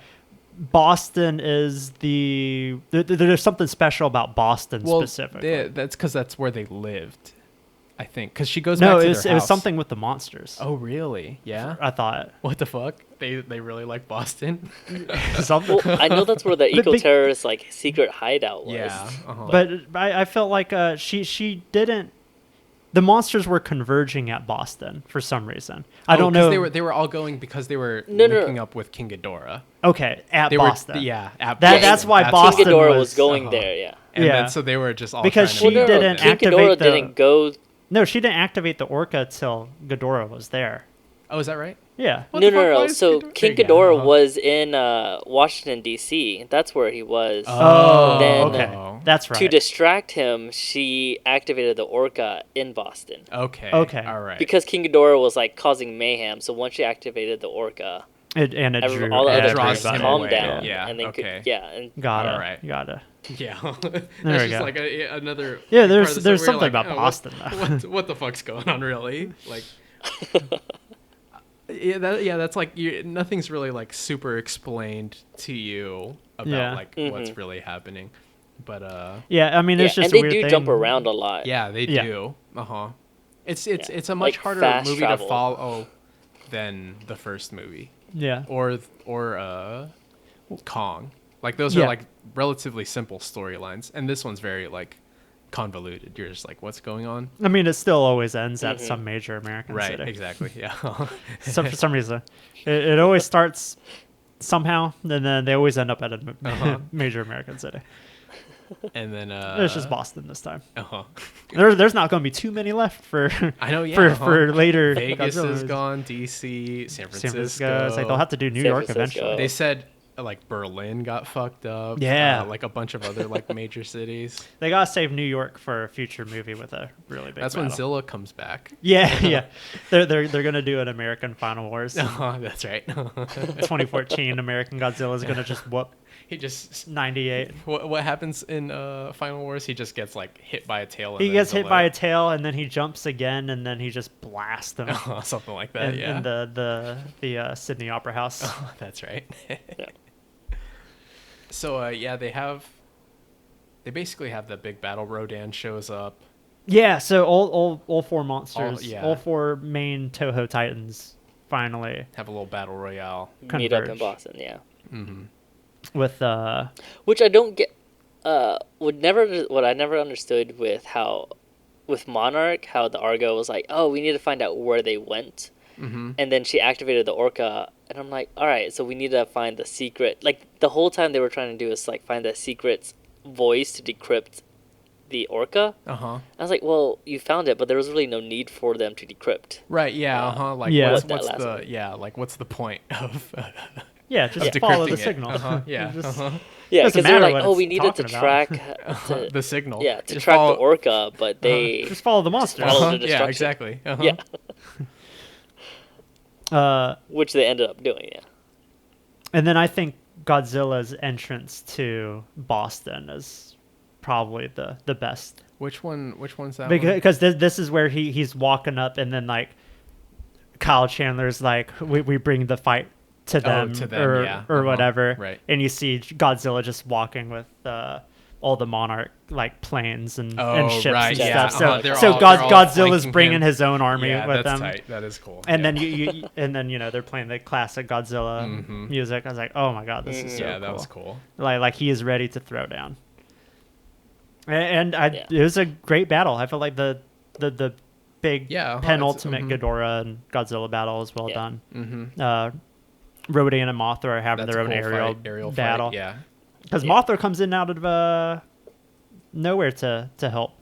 Yeah, like she senses that like the Rodan and Mothra kind of like just show up out of nowhere. then they have their Actually, own that was Mothra's entrance is specifically cool because she's flying in real fast. She has her like Wings out, or like pincers up or whatever. I was like, oh shit, she's here to do some fuck shit up. Yeah, I remember. do some yeah, damage. when they showed her like pinchers and stuff. I was like, oh shit. Oh, yeah, like, this they is like, armed this is like her. a scary like Yeah. Mothra. It's not the Dude, yeah, and classic, then like she soft shoots the Mothra. webs. Yeah, she's she got shoots She webs. webbed the webs. Ghidorah to the building. Oh, and then you see the reflection of Godzilla in that skyscraper. Oh, Oh, right. yeah. In the background coming at him. Yeah. some good tag team in battle. I was like, hopefully if they do get some more some rights to some future monsters, we get some more like cool tag team. Yeah. Because it's always cool seeing the monsters interact with each other. with each other and the surroundings. Yeah. With like in the 2014 one, he whacks the skyscraper with his tail to knock it over. I was like, oh yeah, that's always cool. I like that part where where Mothra like ganks. Oh Rodan. yeah, That was tight. stabs him with that little stinger. shivved him. Yeah, arming him. It's like, well, I didn't know moths had stingers, but this one does. And then for this one, it's badass. I found it comical with like the amount of jets and helicopters that were coming in support of Godzilla, because like they're really pointless. They didn't really like need did to they be even there. do anything? They shot really? missiles and blow. Yeah. Yeah, I think all the I'm just, like, missiles remembering the that, line. hit Ghidorah was just kind of like more distraction. Right. Yeah. Didn't really do anything. Yeah. Yeah, and I was just remembering Watanabe's like line from the first movie is like, "Let them fight." I'm like, yeah, just let them do their thing. Yeah, Just do like, it. y'all don't need to- Watch from afar. You don't have to. All those be missiles are like involved. millions of American taxpayer Right. dollars. Like, No, just let them fight. when Ken Watanabe you says see it, his it's ghost. cool. Yeah. You see his ghost. When I say it, it's because my bottom line. Yeah. I mean, again, Godzilla starts getting his ass handed to him. Right. Yeah. Yeah. and Like, then I know the whole like for fight most was of the like a- movie, like Godzilla's atomic breath doesn't work on. Yeah, Ghidorah. on Ghidorah, yeah. Yeah. It just kind of glances off of him. We also find out during this fight that Godzilla's going like thermonuclear Right. too. Like he's Yeah, having like an there's a atomic time limit meltdown. to everything. I was like, oh, that's cool, because that's happened in a couple Godzilla movies Is too. that when he like becomes like atomic and like the like redness of him? Yeah, it becomes like burning Godzilla. Is that before or after Mothra? That's after. That's after. Yeah. So like I really like that part where Mothra like turns to like moth dust to like fairy dust and like brings Godzilla like new powers. Yep. Yeah, because Mothra got pretty beat up by Rodan, and it is thing you find out later. Fucking stabbing Rodan still didn't kill him. Yeah, Just left Rodan's a big back, hole in him. And I was like, and he's still flying around. Just maimed him temporarily. But that was pretty sad. Godzilla's pretty much down and beaten, and you see this beaten Mothra like shielding him, like wanting to protect him. Right. Yeah. And then goes in for like to try to do something and just gets blown up. Yeah. Blown- Anything at this point sacrifices herself for Just gets Godzilla. dusted. Turns to Yeah. dust.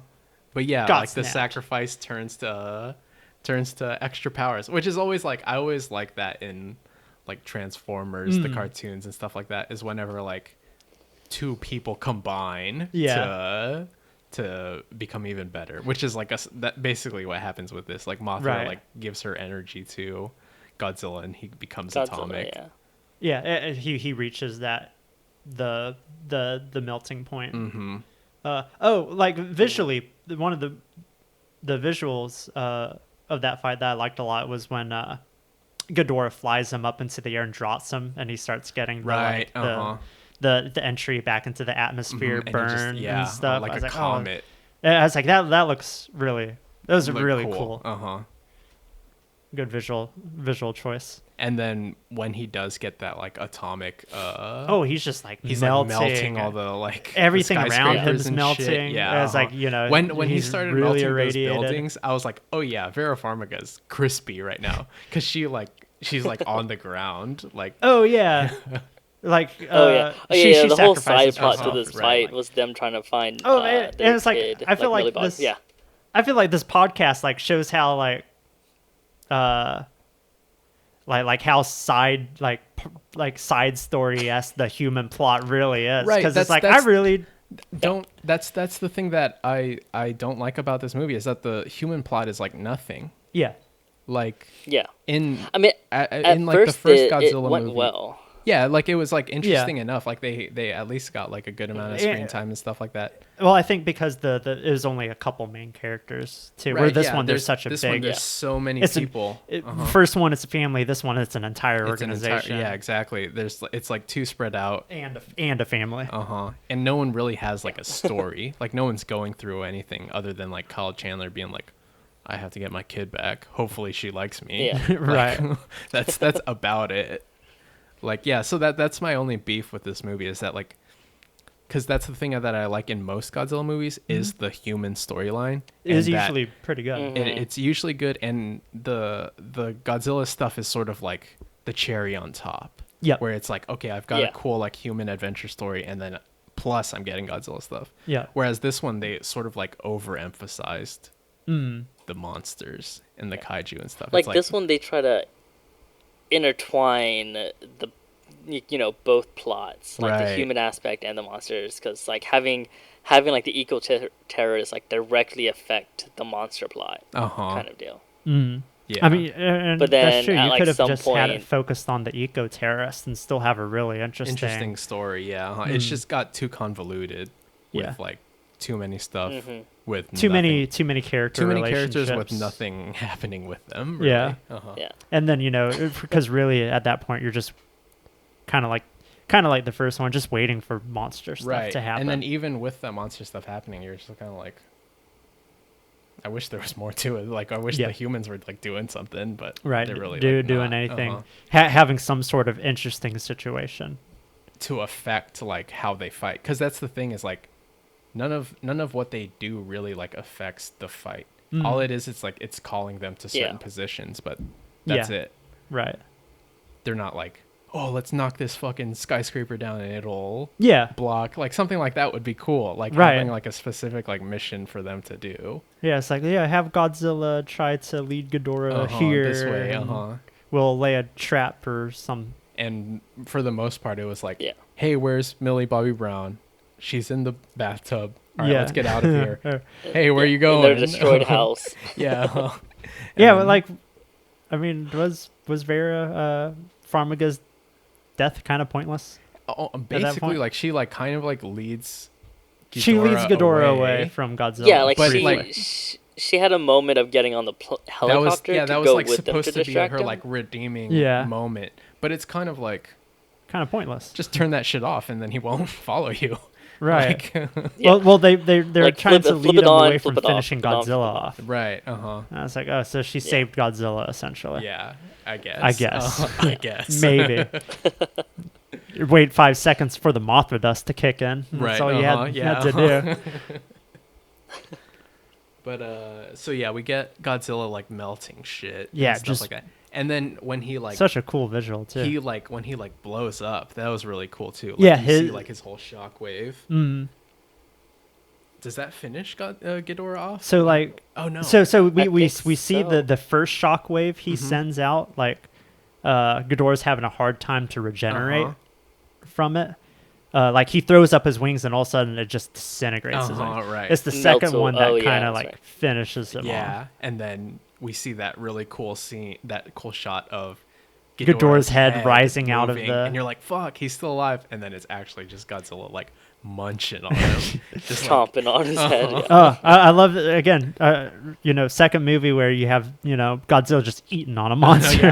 He's just eating them. I was like, oh, Jesus. You're just like, yeah, man, this giant dinosaur's like, gotta use your teeth. It's one of your best weapons you have. The thing is like that Ghidorah head still looks alive. Like its eyes and mouth are still moving. It's like it's still aware. It's sentient. For sure. Yeah. Well, it's like a snake when you chop the head off. Like the snake is still like, bit. Yeah, the brain is still alive, or the nerve endings are still like activating and stuff like that. Still, it's like it could still go for like 10 minutes before it officially dies. That sounds so fucked up. Like I wouldn't want that. I wouldn't want to be aware. God. Oh hell no. The only pain you feel is in your neck. And then basically, like once he kills Ghidorah, that's the end of the movie. Yeah, like they don't wrap anything up, or he's like, the alpha. It's just readdressed. He is the alpha. There's no other alpha right now. Yeah, but until the next one. That's right. But that's like another like. You see, like that's like the glaring omission of the human storyline is that there's nothing for them to wrap up. Yeah, it's just Godzilla's the alpha, so you've got Godzilla's storyline, human storyline. That's it.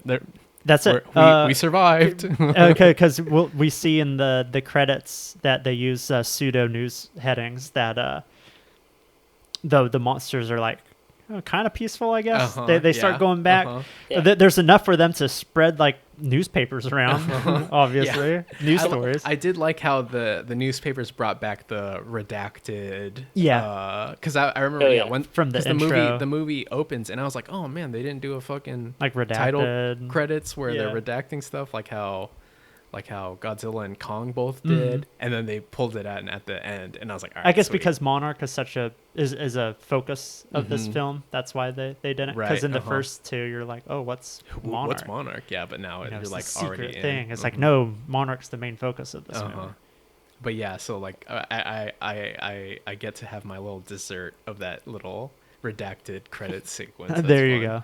with the Blue Oyster Cult song, the Godzilla song, sung by the lead singer from System of a Down. Oh, is that right? Mm-hmm. It's a cover. Yeah, it's a cover. That's cool. All right, yeah, because and a really good cover. It sounded like a new mix, and I was like, oh, cool. Yeah, really. Yeah, there's like really taiko drums and shit. And I was like, oh damn, this is a nice remix. Yeah, brings in again like the chanting you hear from throughout the movie. Yeah, that's tight. Before the credits, we saw that's where we saw Rodan didn't die.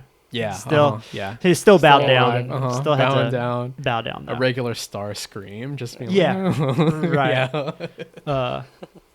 The credits I feel like did set up very well the next movie. I agree. In a really cool because they focused on that like more out of other stuff. Even though there was like a news headline like egg found, could it be another Mothra egg? I was like, there we go, keep that mythology going. I was reading that Michael Dougherty had like storyboarded another after credits scene where you see Zheng-Ji meet up with her twin, and then they go down to where like a new Mothra egg is, and there's another set of like younger twins that are like chanting to it and stuff like that. Interesting. But then they never shot it. Like they ran out of money, so they couldn't shoot it.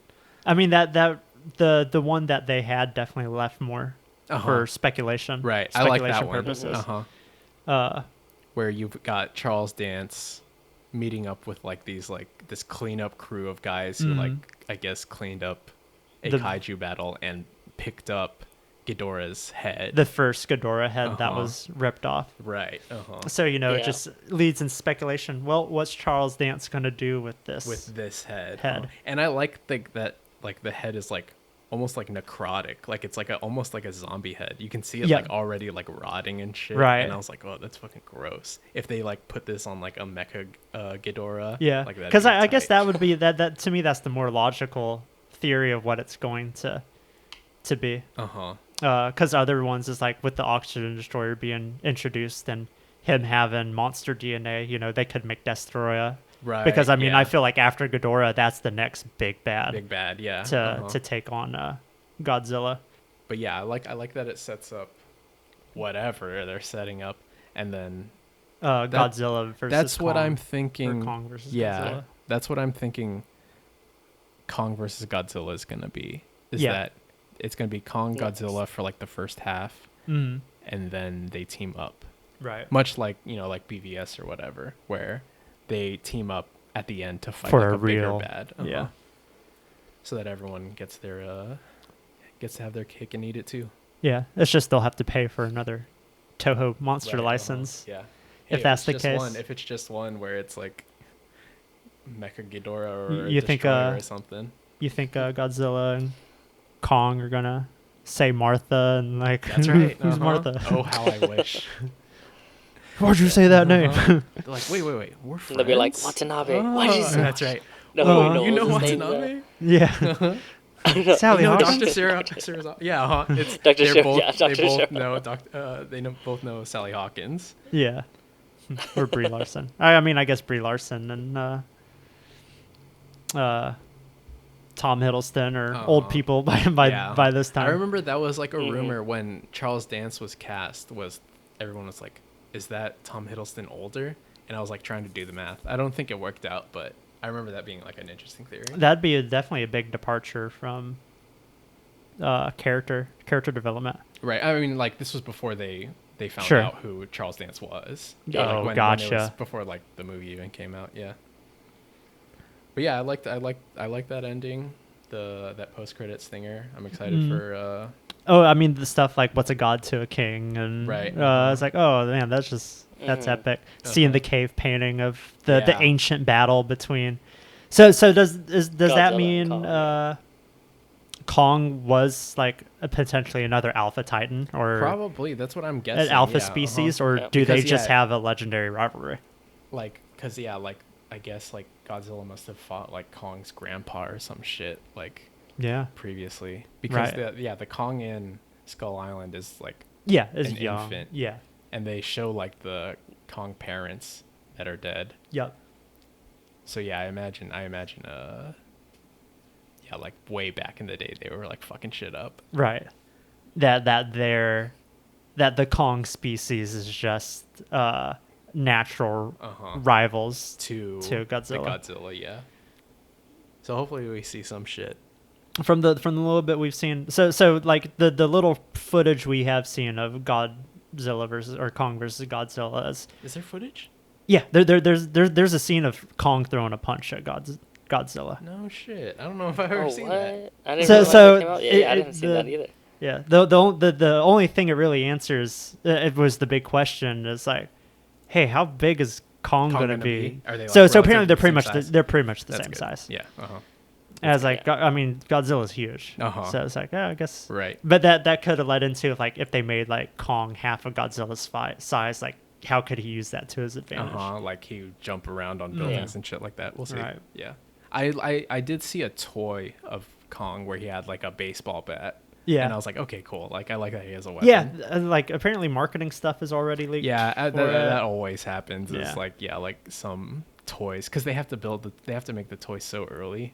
Right. So that they can be ready to ship. So, yeah. But I guess this is going to be more of a true sequel to King of the Monsters than I really feel like King of the Monsters is to the 2014 one. Yeah. As far as because human like Kyle plot. Chandler and Millie Bobby Brown are coming back. Right. And like all the Monarch people, I guess, are coming back too. So, right. Yeah, we'll see. I remember reading Doherty saying that it was more that King of the Monsters was more aliens to Gareth Edwards' Alien. Okay. Like where it's like you're using like the same monster but you're using it in a much different tone, a much different like, and I was like, I could see that. That's a really good comparison. That makes sense. Yeah. Because at that point, I mean, you could take it anywhere now. Exactly. Yeah. I mean, really, I mean,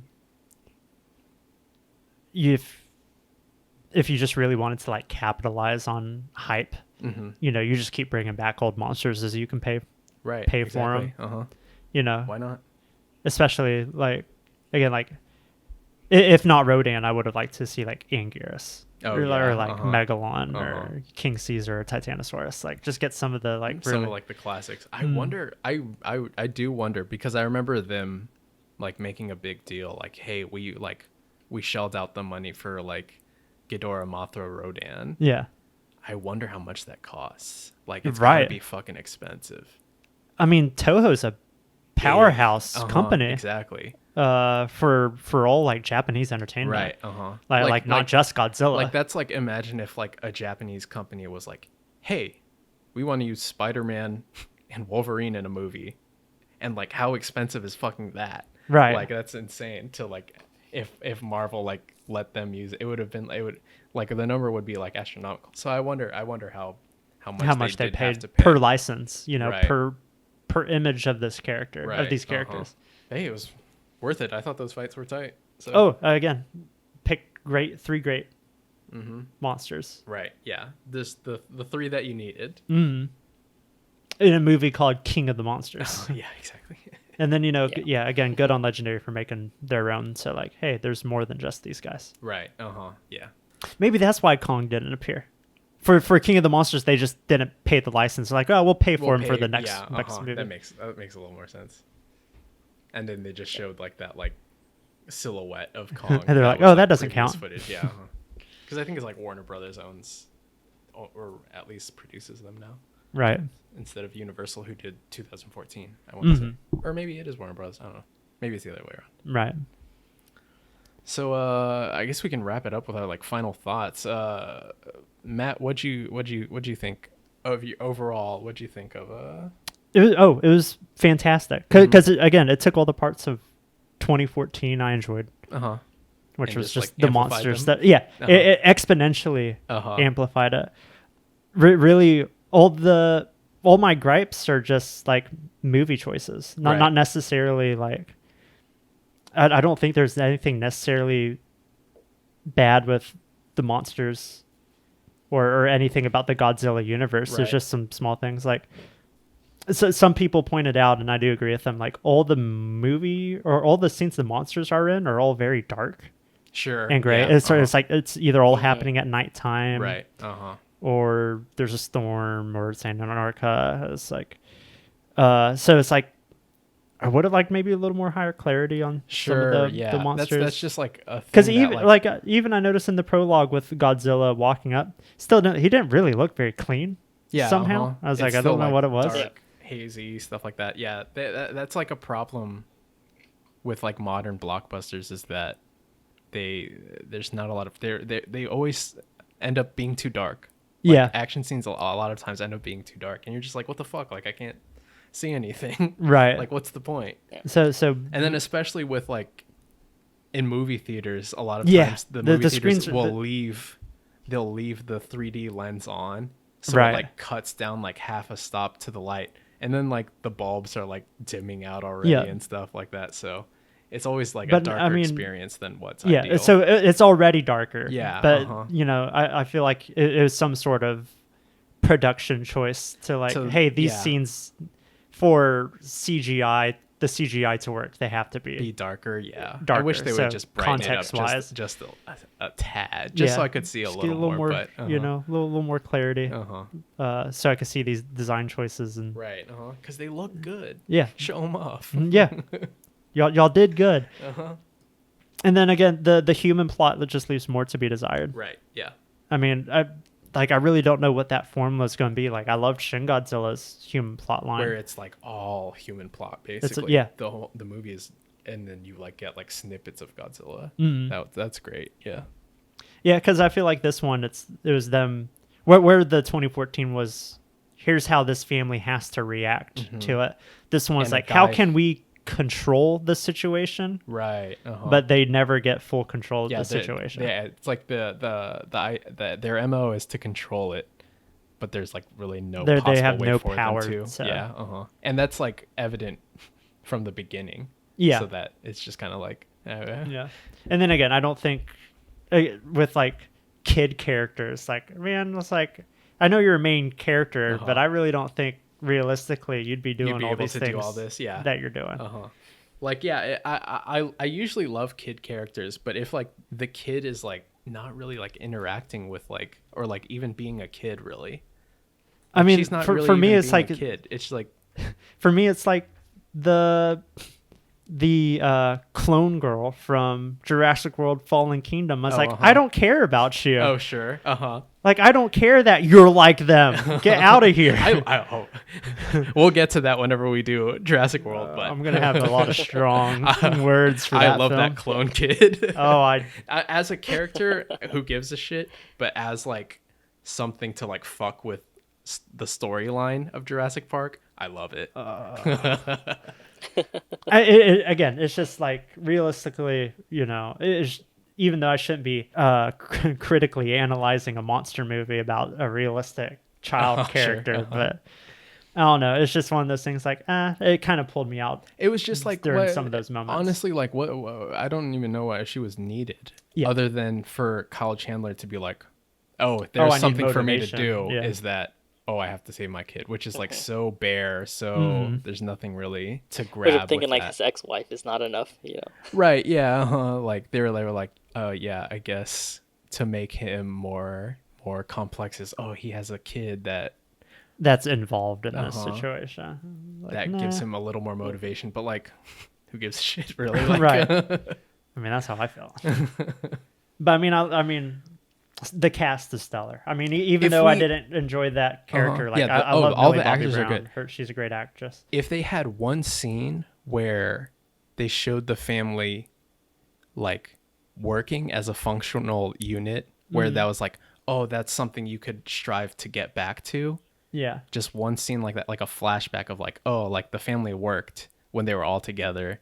And now like they kind of did that, and that was another like gripe of when did they do that? They were repairing the Orca, and then Millie Bobby Brown had the like star time roll to actually like return it on. Oh yeah, I was like, again, what was the point of her? Like, end. no one asked her to do that. Yeah, I was like, Millie Bobby, it's like go sit down. Yeah, it's like but like if they had like outside of like the Godzilla stuff, situation. Like if they had just shown them like being a family where you're like, that's why Kyle Chandler wants to protect them. Yep. Then that would have like made more sense. You would have cared more. But like you just don't care about this family like at all, honestly. Nope. You're just like, okay, yeah, it's some guy. Definitely. Who cares? It's like it's definitely the weakest part of the movie is the human. Right. A lot of the human stuff. Yeah. Sans the Sarazawa and Sally Hawkins characters, which is like the strongest stuff. Is their motivation for Monarch and being a part of the monster storyline. It's still just as clear as it was in the previous. So yeah, like when they die, it like affects you. You're like, oh cool, like that meant something. Whereas like if O'Shea Jackson Jr. died, like I'd have been like, oh, that sucks. Why? Okay, yeah, okay, cool. Bye. Yeah. Dude, like after that movie was over, it's like I was like, oh man, this is one of the best movies I've seen. This year. I was like, this is fantastic. And then I got on Reddit next day and I learned my opinion is wrong. So. Oh no! And everybody hated the movie. Everybody thought it was worse than the 2014 one. And I was like, okay, to each their own. You got to stay away from any type of social media the next day. Yeah. A lot of... What about you, Chris? What'd you think of the movie? The movie was great. Enjoyed it for what it was. Like, it was a monster movie. Like this is like for sure the monster movie compared to like 2014 one. Yeah. There was parts that I had issues with. Of course, how convoluted the plot was. Right. So many like new introductions with Monarch, new characters, a bunch of different locations. But all in all, like, you know, that it's a movie that you can put on, you're gonna enjoy it no matter what. Right, exactly. That's the way I feel. It gives you what you want. Yeah. Yeah. That's very similar to how I feel, where I was like, when I watched it the first time, I really liked it. And then rewatching it this time, I was just like, oh yeah, this like human storyline fucking sucks. Like it's like interesting at first when you like learn. Like, I mean, it's a lot like 2014 for me. It's like, I just want to watch the monster parts. Well, that's the thing with me is like I love the 2014 storyline. I think it's like interesting. It's at least has something for me to grab onto. It's much better than this one. And this one is like I'm like waiting for the Godzilla scenes, which I guess is how other people felt about the 2014 one. But I'm always like more of a human storyline guy, like I said. So like when this one wasn't working, I was like, man. Like, and I guess, you know, I was coming into this one like after Shin Godzilla 2, which came out between the two, yeah. And the Shin Godzilla one was the one that made me like, oh wow, the human stories can be really good. Yeah. The humans can influence Godzilla. Right. And this one, it like just goes the complete other way. Where like, yeah, no, we can't do. We're gonna try to do something, but it's all futile. Like they had good intentions from the start, because I know like 2014, like the human plot and the monster plot like were like run parallel, but they intersected at a great moment. But then this one, it's almost like they were intertwined from the get go. Yeah. And then they diverged, and then they like come back, but it's always like the human plot is like a step behind the Godzilla stuff, so there's no real drama to it. It's just sort of like, all right, we're just like going to the next thing. Oh, we're already too late. Oh, we're already too late. Like, so yeah, it was that was kind of like, just as story wise as like story structure, I don't think it's very strong at all. Another thing, like rewatching it, was because I really like Michael Dougherty. I like Krampus. I like the other movies he's directed. Like, I don't think he does a very strong job at all. Like with this one, like when the way he sets up shots, like it's sort of like he's just shooting something. It's like, it's just cut to this, cut to that, whatever. There's no like storytelling of like this, you shoot this guy and then the camera will move and then someone else is coming into frame, and there's no like artistry to it. It's more like just shots, like workmanly. Like it's just like he's just shooting what needs to be shot. Yeah. Whereas I was like, oh, there's like no real like creativity to this at all. And put in the fact that it's all cuts. Yeah, it's all cuts, and that's, which is like also like you can't really have that creativity when you have like this many characters, like all having to like say something. Right. Which it's not very strong like writing wise or directorially. I think it looks really good. Yeah, it's much brighter than 2014. Yep. They use like a lot of good lighting effects. The colors are cool. The colors are good. Monster design's good. Right, the monster design is good. Yeah, it's just it's truly like They knew what needed to be focused on, like visually. See, that's the thing is like I and think they spend a lot of time on that. Like when it comes to the monsters, and honestly like the whole movie, they sort of like got the feedback of what everyone was complaining about the previous movie, and sort of like narrowed their focus on those things, certain things, to the detriment of the movie, right? To where it's like, like the things that you were missing in the first one, we're gonna give that to you, and you're like, oh cool, I got like all the candy that I wanted, but I didn't get like no fucking steak. Hey, but you forgot the things that actually worked in the first movie.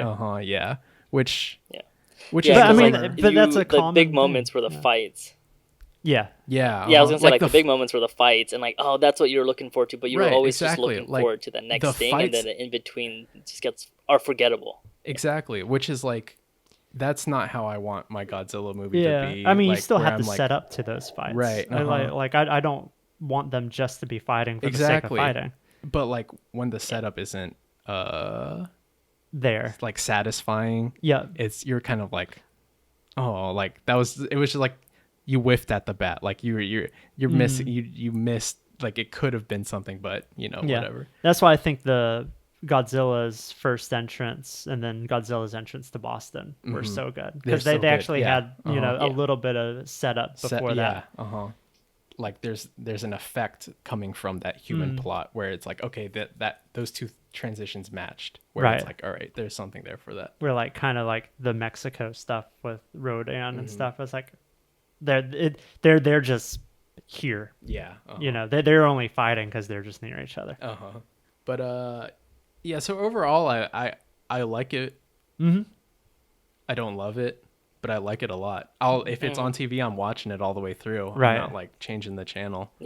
But I don't like cherish it like I do like 2014 or Shin Godzilla, but like it's definitely better than like a lot of like the old Japanese ones, at least. Oh sure. I don't know, if I had for being the fan that really enjoys the monster fights, like I'll pick this one over 2014. Just because the fights were done so well. The fights are fucking fantastic. Like they did that 100%. I was like, I mean, I watched the Godzilla movies for the monsters, I guess. You know, it's just, as I've watched more and more, and like I'm getting used to Eastern storytelling, it's like the human stuff is like standing out to be really good and interesting. That's that's the thing I'm always more interested in, is like the actual human storyline. So like that's what I'm always looking for in everything, and when that's not there, like it's a bummer, but I still like the I still really like the movie. I mean, I'm just thinking about like I had like a lot of like spine chilling moments or like exciting moments. Like I had a couple in 2014, like throughout this whole movie, like I was on the edge of my seat, excited because of getting to see all the monsters for the first time. It's like the 2014 was like a lot of like foreplay. And because I'd say like first 3 watches of the movie, like of 2014, like every time Godzilla appeared, like I got like chills down my spine. It was so cool. And then I say maybe after in this one, like this second watch in theaters, I got that, and then on the third watch, it's like, okay, it's just Godzilla now. So I don't know if you guys want to do a number. I don't really like give a shit about numbers anymore, like as a review. So like I don't need to quantify. So if you guys don't want to do it, I'd say overall, like the movie's an 8 out of 10. I'd give it an 8. I can't really give it much more than that. Just from some of the plot was just so meh. What about you, Chris? What are you thinking? I would have to be around like the 6 or 7 out of 10. Just because I right over there too. I think I just give it, extra much, just because I'm a movie monster. God, I love movie monsters. I mean, it gave you exactly what you wanted. Honestly, so. But I just have to deduct a couple points just for movie sense that can't be overlooked. But like overall, like, and I think all 3 of us fucking liked it, and it makes us excited for the next one. So hopefully they. Because I mean, like I would rewatch it like all the time. Like again, you say if it's on the TV, I'm watching it all the way Yeah, through. exactly. Yeah. I'll throw it on just because I'm bored. Yeah, and I just won't. That's what you were saying earlier. Is like you've seen it like. Yeah, I mean, I watch it like once a month or every other month. Wow. But I only usually mainly for like background noise, and I'll look up like, oh wait, who's fighting now? Yeah. Wait, Godzilla's here? Okay. So I guess that's it for our Godzilla review.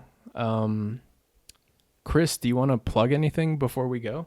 Nothing. I mean, just a normal guy doing normal things.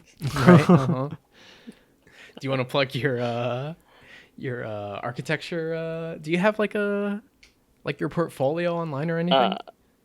Nice. You need some clients. No, I don't. No one needs to see that right now. What about you, Matt? Where can we find you? What you want to plug anything? I mean, if you want, you can follow me on Twitter. What's my Twitter handle? I don't even remember now. I'm so unprepared. It's been so long. Yeah, I'm Matt S Howell 94 on Twitter, or Matt Howell 09 on Instagram.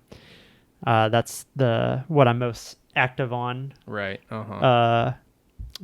It's all just ramblings. On Twitter, it's just me rambling. Sure. Instagram is me cooking usually, or my cats. Yeah. So. Yeah, we should make some sort of a kaiju, maybe like a Godzilla themed recipe, and then show it up. I need some Godzilla steaks. Yeah, there you go. go. Some Godzilla sized monster steaks. That's right. That'd be fun. Get me the biggest slab of meat I can get, and something to cook it on, I guess. Hell yeah. You can find me basically on everything at Jerson or David. Hey, you changed your Twitter handle though. Did I? No, I didn't. Every time I look, it's at Jerson. Is it? I think it's still. Oh shit. Yeah, you're at Jerson on Twitter. Oh fuck. Dang. So I can have at Jerson. I think I'm still at Jerson. Oh, okay. No. All right. Oh no. My username. Your display name changed. Yeah. Gotcha. Yeah. But yeah. So yeah, just find me on anything at Jerson or David. If you want to talk sports, that's usually what I talk about on Twitter. Is I'm complaining about sports. Yeah, I don't understand. Most of the time, I really don't understand what you're talking about.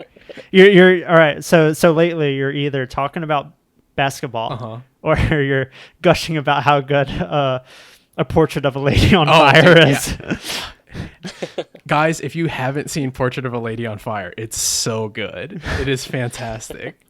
That's why it's on Hulu. Wait, if anyone hasn't watched Eddie it Redmayne. That's another painting artist movie though. I know there's Danish Girl with Eddie Redmayne. Yeah. That's the other one. That one's good. Because both Danish Girl and Portrait of a Lady on Fire were in your 2019 top movie list. Well, I haven't. Danish Girl was I think like 2015 maybe. But okay. Portrait was 2019. Is 2019, but I haven't put it on a list yet. Like I haven't. Oh, I thought it was. It's not on. I watched it this year. So. But I definitely hadn't heard of it until I saw you talk about it. Oh, really? Yeah. Okay, yeah. It's really good. Yeah. Still don't know. Y'all motherfuckers should watch it. Still don't know what you're talking about. Criterion.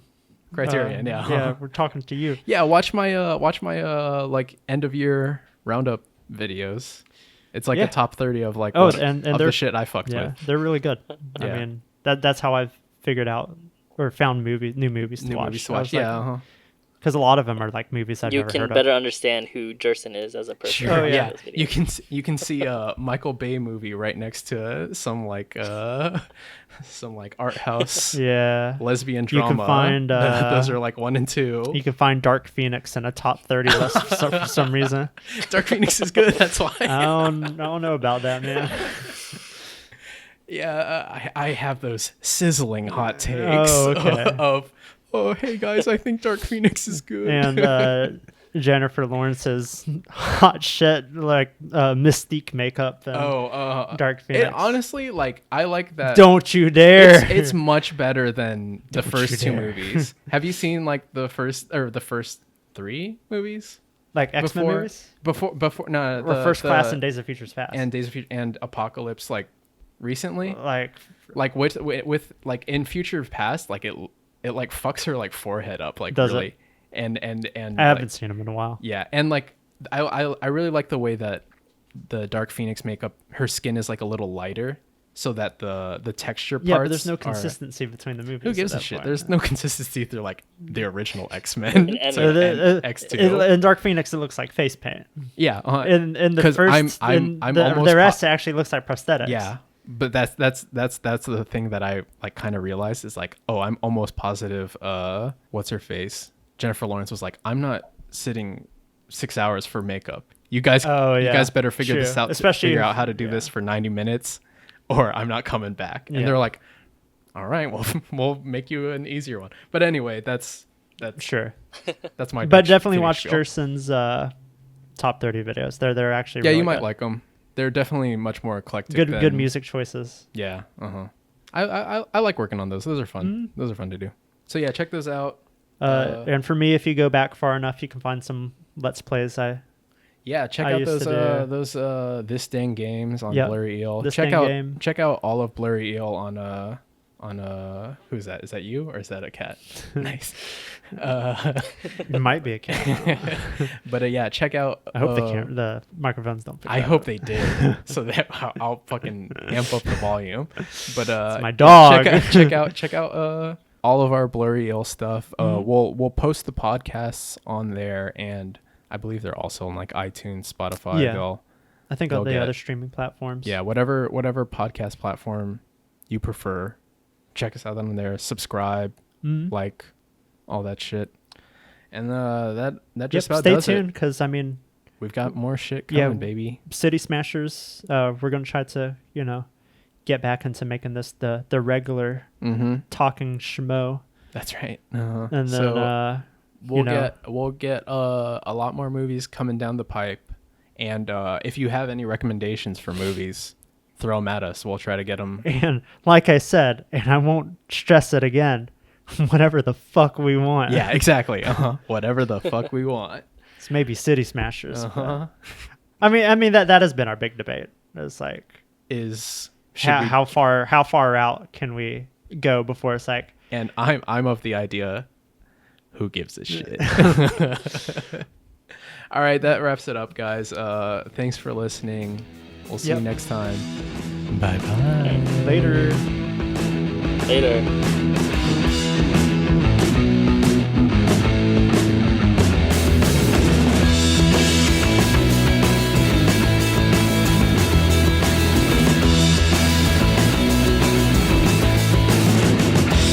What were you saying, Chris? I found it odd because I was like talking or asking some questions, and it seemed like you guys were just ignoring me.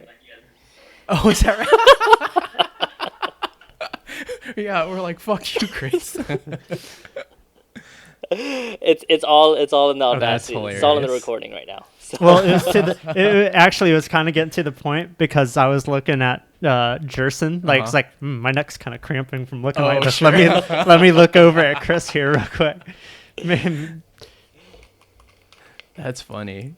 I hope that's still in there. You haven't stopped recording. No, I haven't stopped recording. It's also okay. There. That's good. All right, sweet. I hope that's still in there. Of you like asking us shit. And you guys just continue going on and everything.